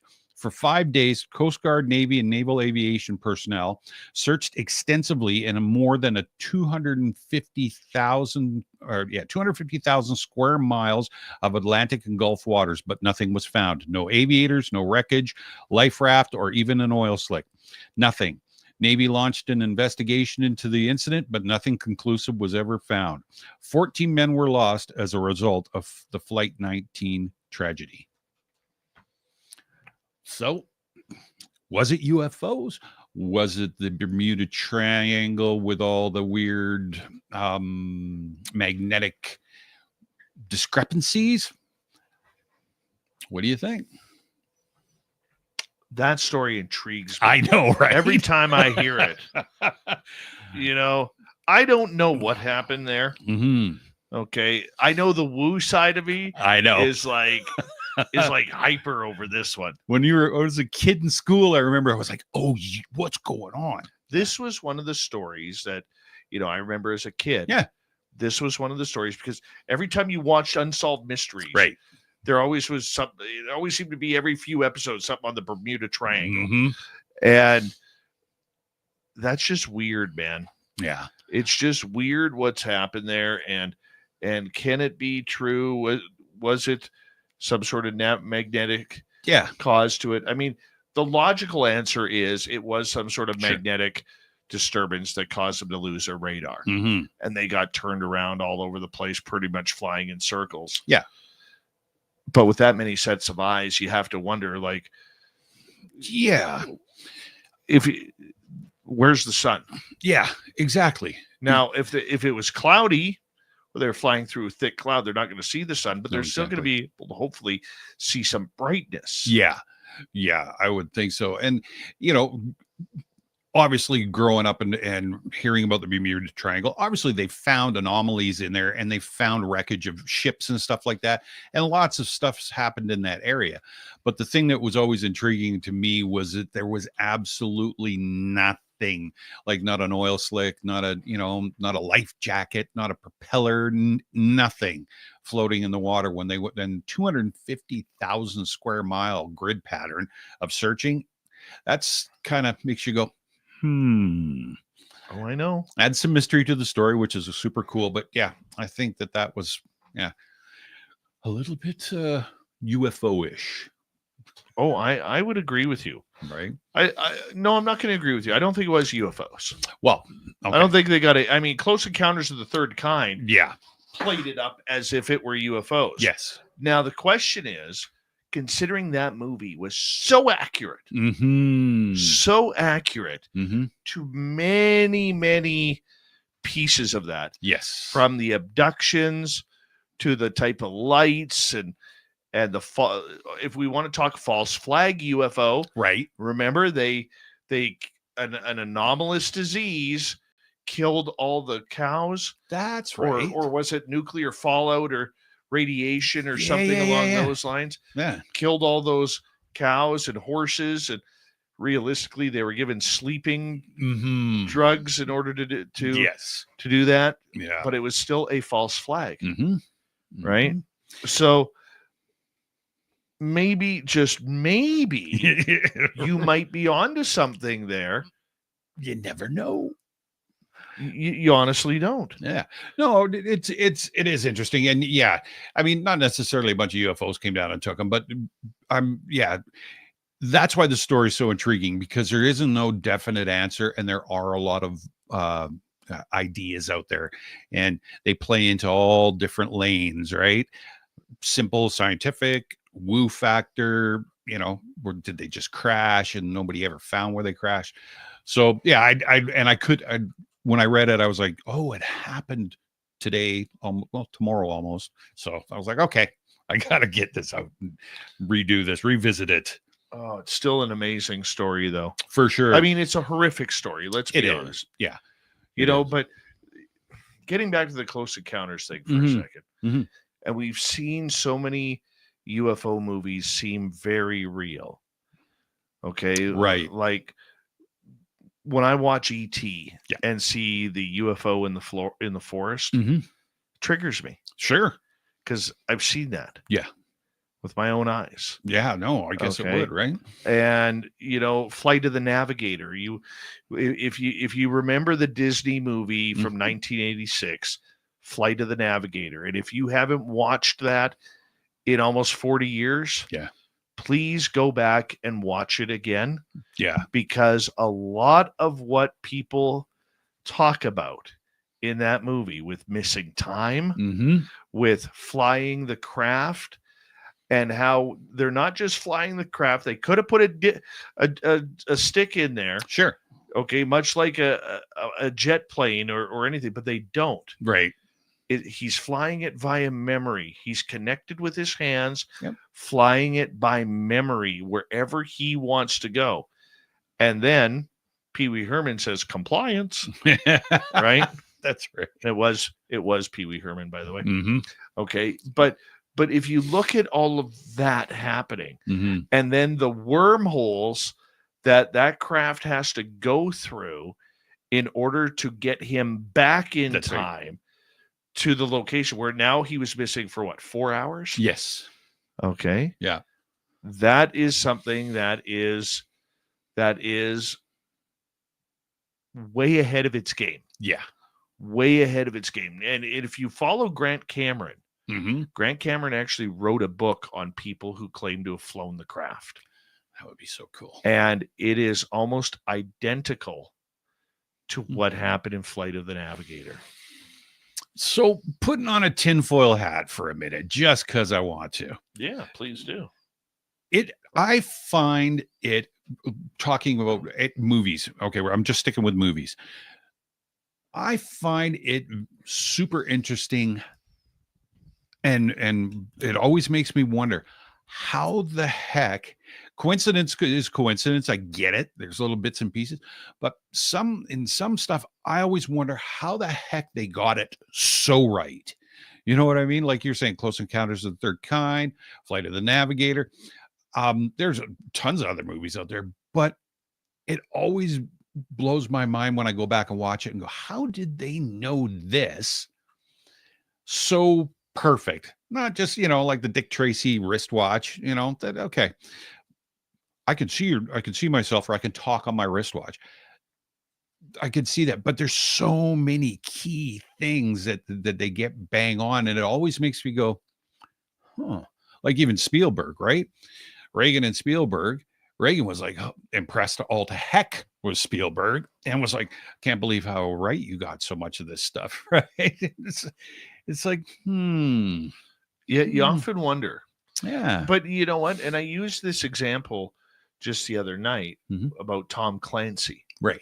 When he was writing the Jack Ryan series. Yeah. Because he has a couple of books that it's almost like The Simpsons. That it's very prophetic. Yes. I've used prophetic twice tonight. Yeah, very nice. I love that word. Mr. Thesaurus. I know. You're proud of me, aren't you? I am. But Hunt for Red October. Right. That ended up being a real story. Now, we're, as the public, are led to believe that all of those sailors died in that sinking, and that the sub exploded on itself, or it crashed to the bottom, pardon me. Yes. And I don't believe maybe they have got it. I'm not sure. I can't remember if they were able to get it or if it's a graveyard, but that whole scenario playing out is almost identical to the lead up of the hunt for Red October, minus the, Colonel Raimius, trying to leave the USSR for the United States. That's right. Now you fast forward to his book Dead or Alive, where that's a play on Osama bin Laden. Right. Yeah. And if you read that book, which I have a copy of, if you read that book, that'll blow you away, where how the terrorist organization is spreading cells around the world.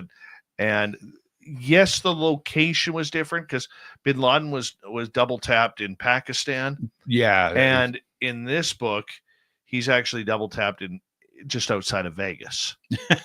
Okay. But still a desert. Sure. Still very, very real that a Navy SEAL team goes in, right, and double taps them. Very interesting how it's prophetic. And when it comes to these movies, whether it's Close Encounters or ET or Flight of the Navigator, or even some of the newer ones, right, you wonder who, a lot of these TV shows and a lot of these movies, they have people that they hire for authenticity. That's right. I mean, you look at television shows, especially all those doctor shows, whether it's Grey's Anatomy or House or the old ER. Yeah. They had doctors hired by that show in order to make sure that they got the lingo right. They pronounced the words correctly. And they were doing, as best they can on camera, surgical procedures properly. Yeah, exactly. So do they have that for these alien movies? I would think they would have to, or not have to, but I would suspect they would. They're consultants, right? Yeah. My brother's one on that Fire Country or whatever it is on TV. And yeah, they would, I would suspect that you're correct. They would probably have these consultants on there. But my question is like, how much information, especially when it comes to UFOs and all that sort of stuff, top secret military stuff, how much stuff are they giving away? Because and interesting because it's so correct. And I go, somebody's giving away secrets. And I've also heard somebody or other people say, this is the way of the beginning of soft disclosure. I'm like, I don't know about that so much, but okay, I can see the point. It's like, if we just start feeding it nice and easy, and it's like, okay, all right. I don't know. It's one of those stories, man. It's one of those stories that we don't know. We got 4.5 minutes. You got any more for us? I've got a big story, but I'm not going to get her jammed in 4.5 minutes. It was just George Knapp went off on a tear the other day. And he was not very happy at all. And he was just calling out everybody in Congress and what have you. So I can give you a little bit of it. And, give us a little teaser. Yeah, sure. So blockbuster claim. And it's like, why did Congress back down? So Knapp says to Tim Burchett, why do you think your colleagues, Representative Nancy Mace and Representative Grotham and or others backed down and passed on the opportunity of actually being directly handed top rate whistleblowers for the hearings? He says, were you threatened? Were they told, if you're a patriot, you'll take our advice and not call those witnesses because this is a matter of national security and not about aliens? Did their donors, influenced by various agencies, threaten to pull funding? I know if you were the chairman of one of those committees, we would have heard from those hands-on witnesses and started off with double appetizer of Knapp and Corbell. So Knapp also says these members of Congress, Nancy Mace, these members of Congress, Representative Nancy Mace, saying, we've been told we can't ask questions about X, Y, and Z. Told by who, he said. What questions can't you ask? You're not very clear. They had that hearing.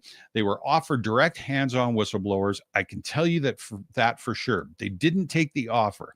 Representative Mace, please tell us who told you not to ask those certain questions. And if you or Representative Grotham or anyone else were offered firsthand witnesses, why did you turn down that massive opportunity for the American people to learn more about these programs? You represent us and you let us all down. He goes on. It's like a 6-page rant, and he rips them new ones and questions everything. And I read through it, and it's legit. He's got a point. Let's cut to the chase. Let's call an ace an ace. You're sitting up there, Nancy Mace, like a pit bull. Why, if you're saying this, if this is coming out of your mouth, you're talking the talk, but you're not walking the walk. Why didn't this happen? And he goes on. It's super, it's hot. And then at the end, and I'm sorry about the rant, he says. I'm like, wow, super powerful. I love George Knapp. So do I. Love George Knapp. Yeah. You want to know a sad story about George Knapp? Okay. Is since the UFO topic has taken off, since 2017. Okay. There have been numerous people within the ufology community, right, that have actually tried to contact and have successfully contacted his bosses at KLAS, right, to try and get him fired, making erroneous claims about his journalistic integrity. Wow. That he's a bot man. George told me this a few years ago. Oh, wow. And he's been called into his news director's office, the general manager's office. This is a guy who's been at that television station for 43 years. 43 years. That's unheard of in media. It's like a Jack Webster. Right? But it's unheard of. Mm-hmm. And for somebody to try and over a UFO, and this is happening quite a lot in our field right now. Right. But for somebody over a UFO to try and get somebody fired because you don't agree with their reporting, or you don't agree with who their sources are, or whatever you think. Yeah.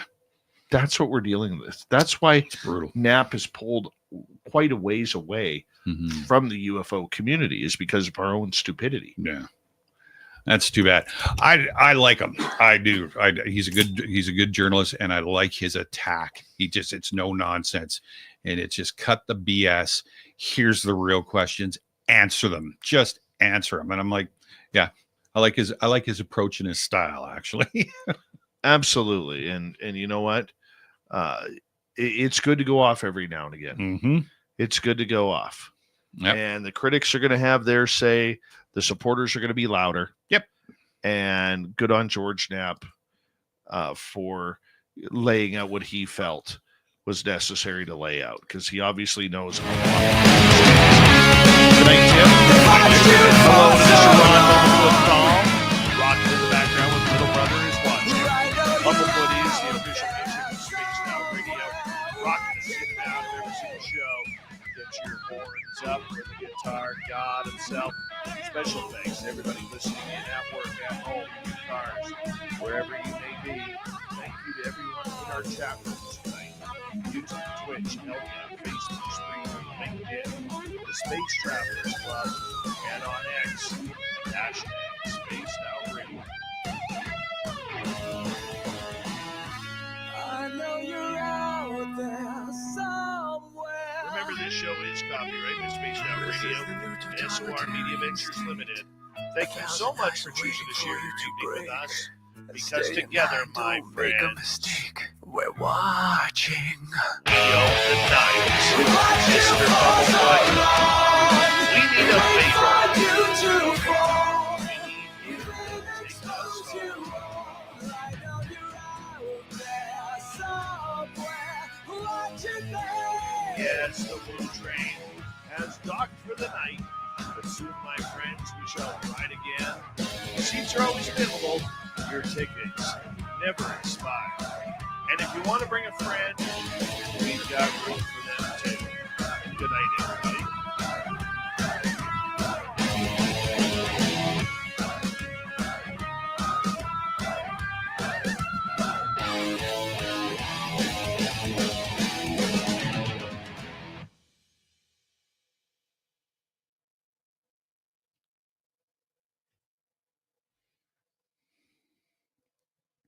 was good.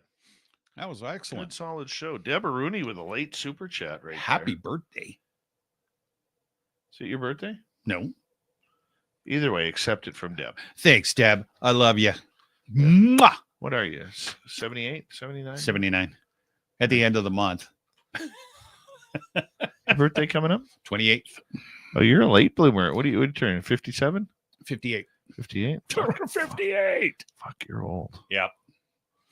Yeah. And everybody goes, oh, that sucks. It's like, no, Christmas, birthday, New Year's. Done. Done. When I was in my 20s, I was a couple of weeks that I never remembered. Recover from a birthday, and then it's like New Year's Eve. Yes. Mm-hmm. Get it over and done with. I agree. My Facebook lies. Oh, really? Huh. My Facebook is lying. I'm so sorry, everybody. Gotta find. Hey, can you go up there for a second? Yeah. Right by that little fan there. Yeah. There's another microphone cover in there. I just want to see something. Don't look. Watch your buttocks. Watch my buttocks. Watch your buttocks. Let's see if this one's going to work. Let's bear with me here. I'm sorry that my Facebook lied to everybody. Your Facebook sucks. I know. I suck, apparently. I don't buy people lunch. That I'll agree with. How does that sound? Audience, can you let me know how that sounds? Looks ridiculous. Looks absolutely ridiculous. Oh, it's just because you're used to the old one. I don't know. Does it sound any different? I don't know. I don't want that. I want this. God, yes, for one simple question. Does this sound any different? Can you hear me? Hello? Hello? Is this on? Hello? No, it doesn't. Mike Bothwell. Mic check 1 2 1 2. Earth goat trees. Nope. Sounds good. Yeah, everybody's saying the same thing. Where's the biscuits? I don't know. It sounds better. Does it sound better? I think I'm going to stick with this one for a little bit. Yeah. I'm going to find a couple SOR stickers to put on it, though. Yeah. Yeah, yeah. Yeah. Yeah. Yeah. Yeah. Fuck yeah. Fuck yeah. We can be the morning crew. 14 degrees downtown. It's crazy in traffic. Oh, let me tell you right now. Let's go up to Herbie Stinkmeister up in the chopper, getting us a traffic update. Well, the Gravel Street Bridge is looking pretty terrible today, Dave. You know what I never understood? And it still drives me nuts to this day. If you watch morning news on television, when they give a traffic report. Yeah, who's at home? Driving in my car. So in Canada, they've eliminated a lot of sports positions and time in sports for people to give traffic reports. Now, I understand the reason why they do it, because people would like to know what the traffic is like before they make their commute on a daily basis. It's busy. But the people who are at home watching that, oh, I know, they're probably not going into work that day. No. It's like living where we are and getting a traffic report on what's happening on the Dunsmuir Bridge. I know. Yeah, it's true. That's true. Right? Yeah. It's terrible. Well, because everything we're around, you're either getting a report from Kamloops, Prince George, or Vancouver, or down into Seattle or something, right? But yeah, there's nothing in our immediate area unless you're listening to our local radio station, which sucks. Traffic report. Watch out for the dead deer. Right in the 103. That's right. There's some icy patches in the shade, so be careful going around them corners. Watch the merge at the post office. Why they haven't put a median on that corner coming from the 103 to the 105? I know. I have almost lost it on that corner numerous times. Yep. With black ice. Yep. You don't need it all around the full corner. No. But coming out of that stretch. Yep. Why they haven't put a median up there? Like, and those cement barriers, they can't be that expensive. No. Like maybe $12 or whatever a piece. I know, right? Like, But if you drive by the public works yard, they've got them stacked in the back corner, like miles high. right? They're just sitting there Mm-hmm. doing nothing. Growing grass in I between think them. I just screwed something up here. I totally did just screw something up. Effects, undo paste. There we go. Okay, everybody hang on. Deb's got to pee. All right. So we're waiting for Deb. Yeah, she said she'd be right back. She just had to go pee. All right. And so we're Hopefully waiting it's on a Deb. good one. Hopefully she washes her hands. Oh, it's a little Timmy James. Stay on Dave's good side. I'm trying, Joe. I'm trying. Well, yeah, watch out. Joe's my bodyguard. Mm-hmm. Could somebody go knock on the door and tell Deb to hurry up? Like, this is ridiculous. No. Yeah, come on, Deb. We're trying to do a show here. Like, what the hell's going on here? Oh, that's where it ends, right there. Shh, she can't pee when everybody's talking. Did you know there actually is a phobia for men for that? Reminds me of a story. I'm not gonna... Yeah. You know, when the worst thing that ever, true stories, lady, true story ladies, okay, it is true fact, scientific fact, that one of the worst conundrums a man can be in is going into a man's bathroom and there's only one stall left, like one urinal left right in the middle. Oh, yeah. Yeah, that sucks. Mm-hmm. That sucks big time. Yep. You don't want to be that guy. No, you're in the splash zone, too. Yep. Yep. That's that one where you're wearing the khaki colored pants out for supper and you, oh, damn. Mm-hmm. Yeah, you don't want to be that guy. No. But yeah, men get it's true. Men get performance anxiety if there are other people on other side of them at the urinals. What about the old ones at the P&E? Yeah. Just the big brick wall. They still have those. I know. It's like, yeah, no. Peeing into the trough. Yeah. You're like 6 feet away from the trough and the wall. It's like there's 20 people. Right. Yeah, no, I'm good. Right. Yeah, that's not fun. No. That's not fun. Not fun. God, I hate the P&E. Yep. It tries so hard to be bad. It does, right? And it wins every time. Mm-hmm. Every time it wins. The only good part about the P&E back in the day was you'd go down there with all your buddies, and, you drive down and drink some cold beers out in the parking lot and then go in for the news hour or whatever it was when they were on location. You'd be everybody wanted to wave behind Tony Parsons and Pamela Martin. Yeah. Or you'd be doing Spaced Out with Dave Scott. All right, good. Yeah. Yeah.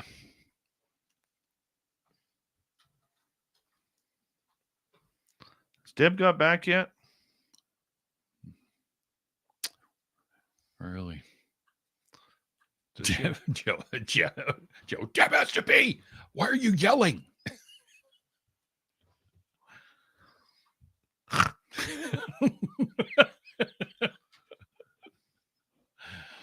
Oh, good times. Yeah. Yep. Good times. That was a good show. That was a good show.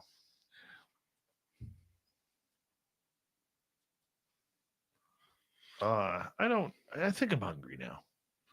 Not me. I had chili cheese dogs for supper tonight. Had those big Calgary Stampede dogs.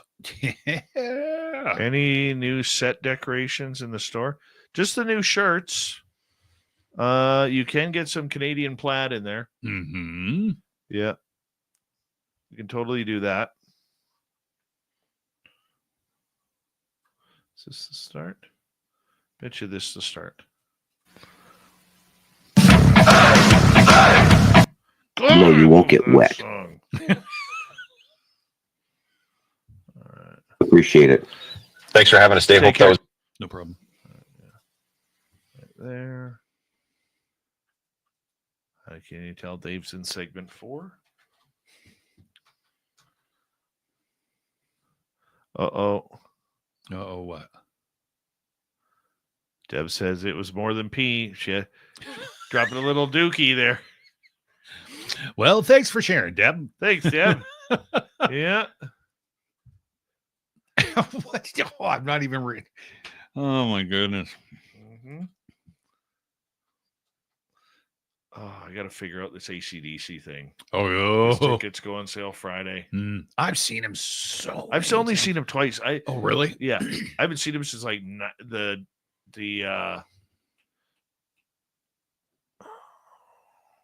what was the tour after the Razor's Edge tour? Oh, that. Oh God. Oh God. Well, it's not like we can't. Ball Breaker tour. That's it. Yeah. Right. But I want to go for Kolb's. Yeah, but I think Axel's on that tour with him.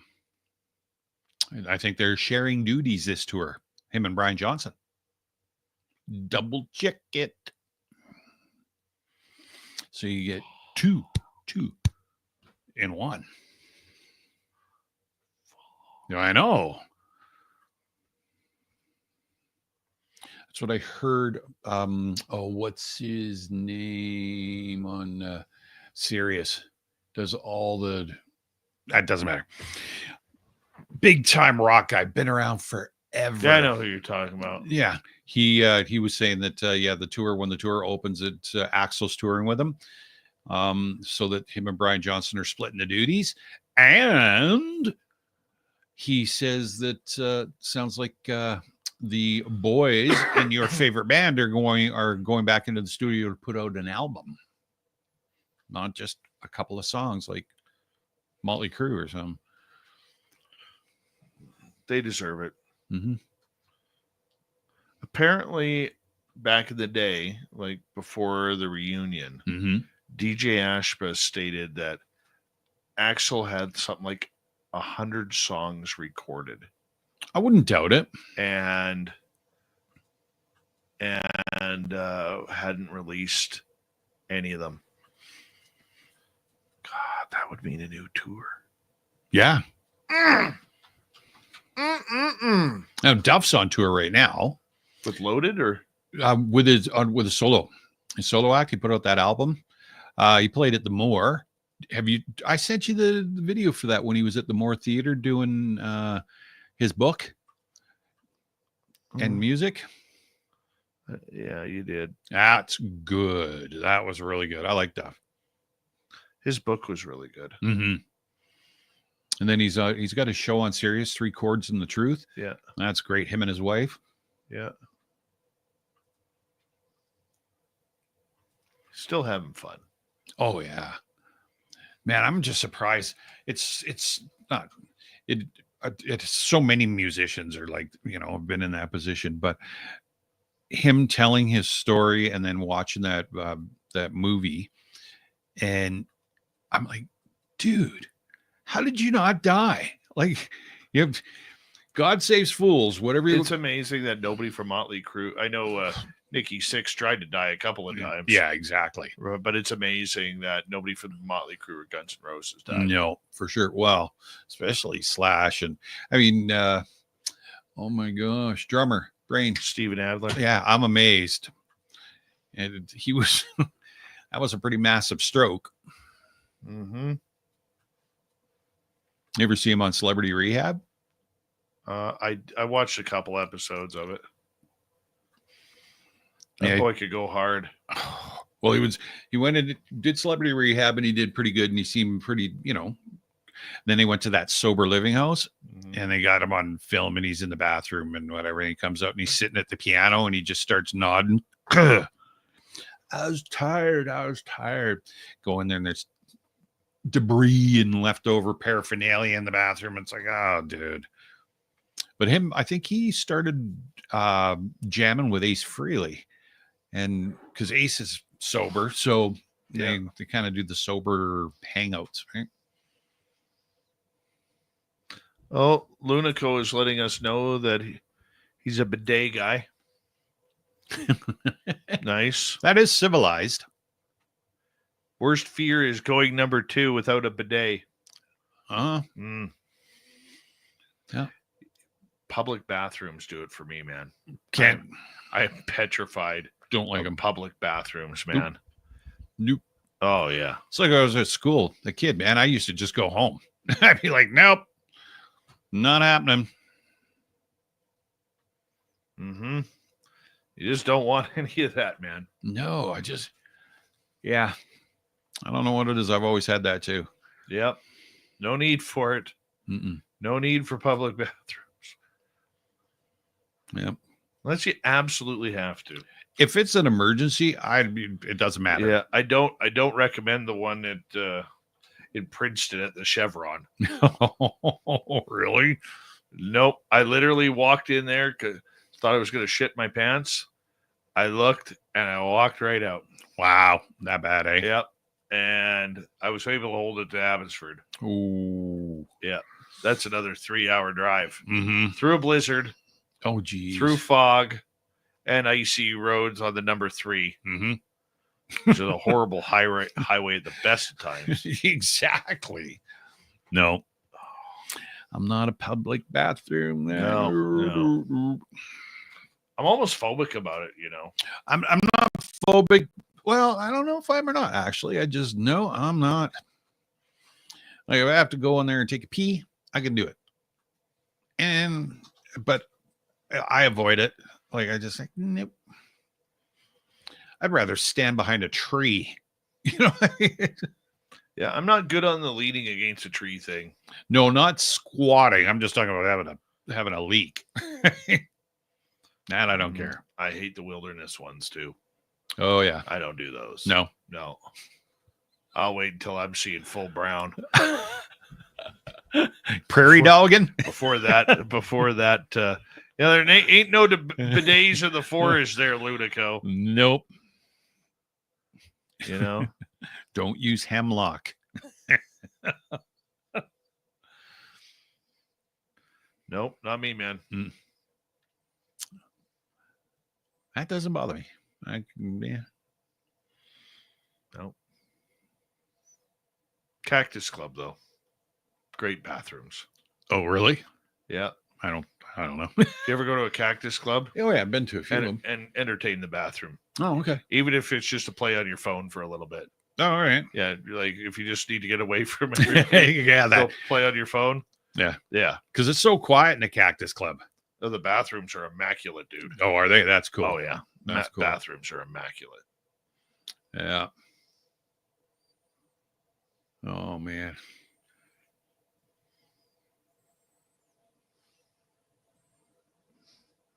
I'm hungry. Oh, yeah. I'm tired. Yep. All right, everybody. Who's on the show tomorrow? Let's see. Eric Mitchell. We're going to get an update what it was like at the Seoul conference. Oh, right. An ET contact from Eric. 9 p.m. Pacific, midnight Eastern. Let's do a rundown. We got a hat trick tonight from Simon. Nice. And Deadman. Deborah Rooney ×2. Search and Destroy ×2. Dragonfly, Simply Coco, Lori, Pam, Cosmic Joe, and Richard. I'm just Richard. being fancy. Yeah, I'm being fancy. And the rest of you, we'll see you tomorrow night. Don't forget, if you're new here, do us a favor, hit subscribe, ring that bell. We love having you here. We love being with you here. We'll see you tomorrow night, everybody.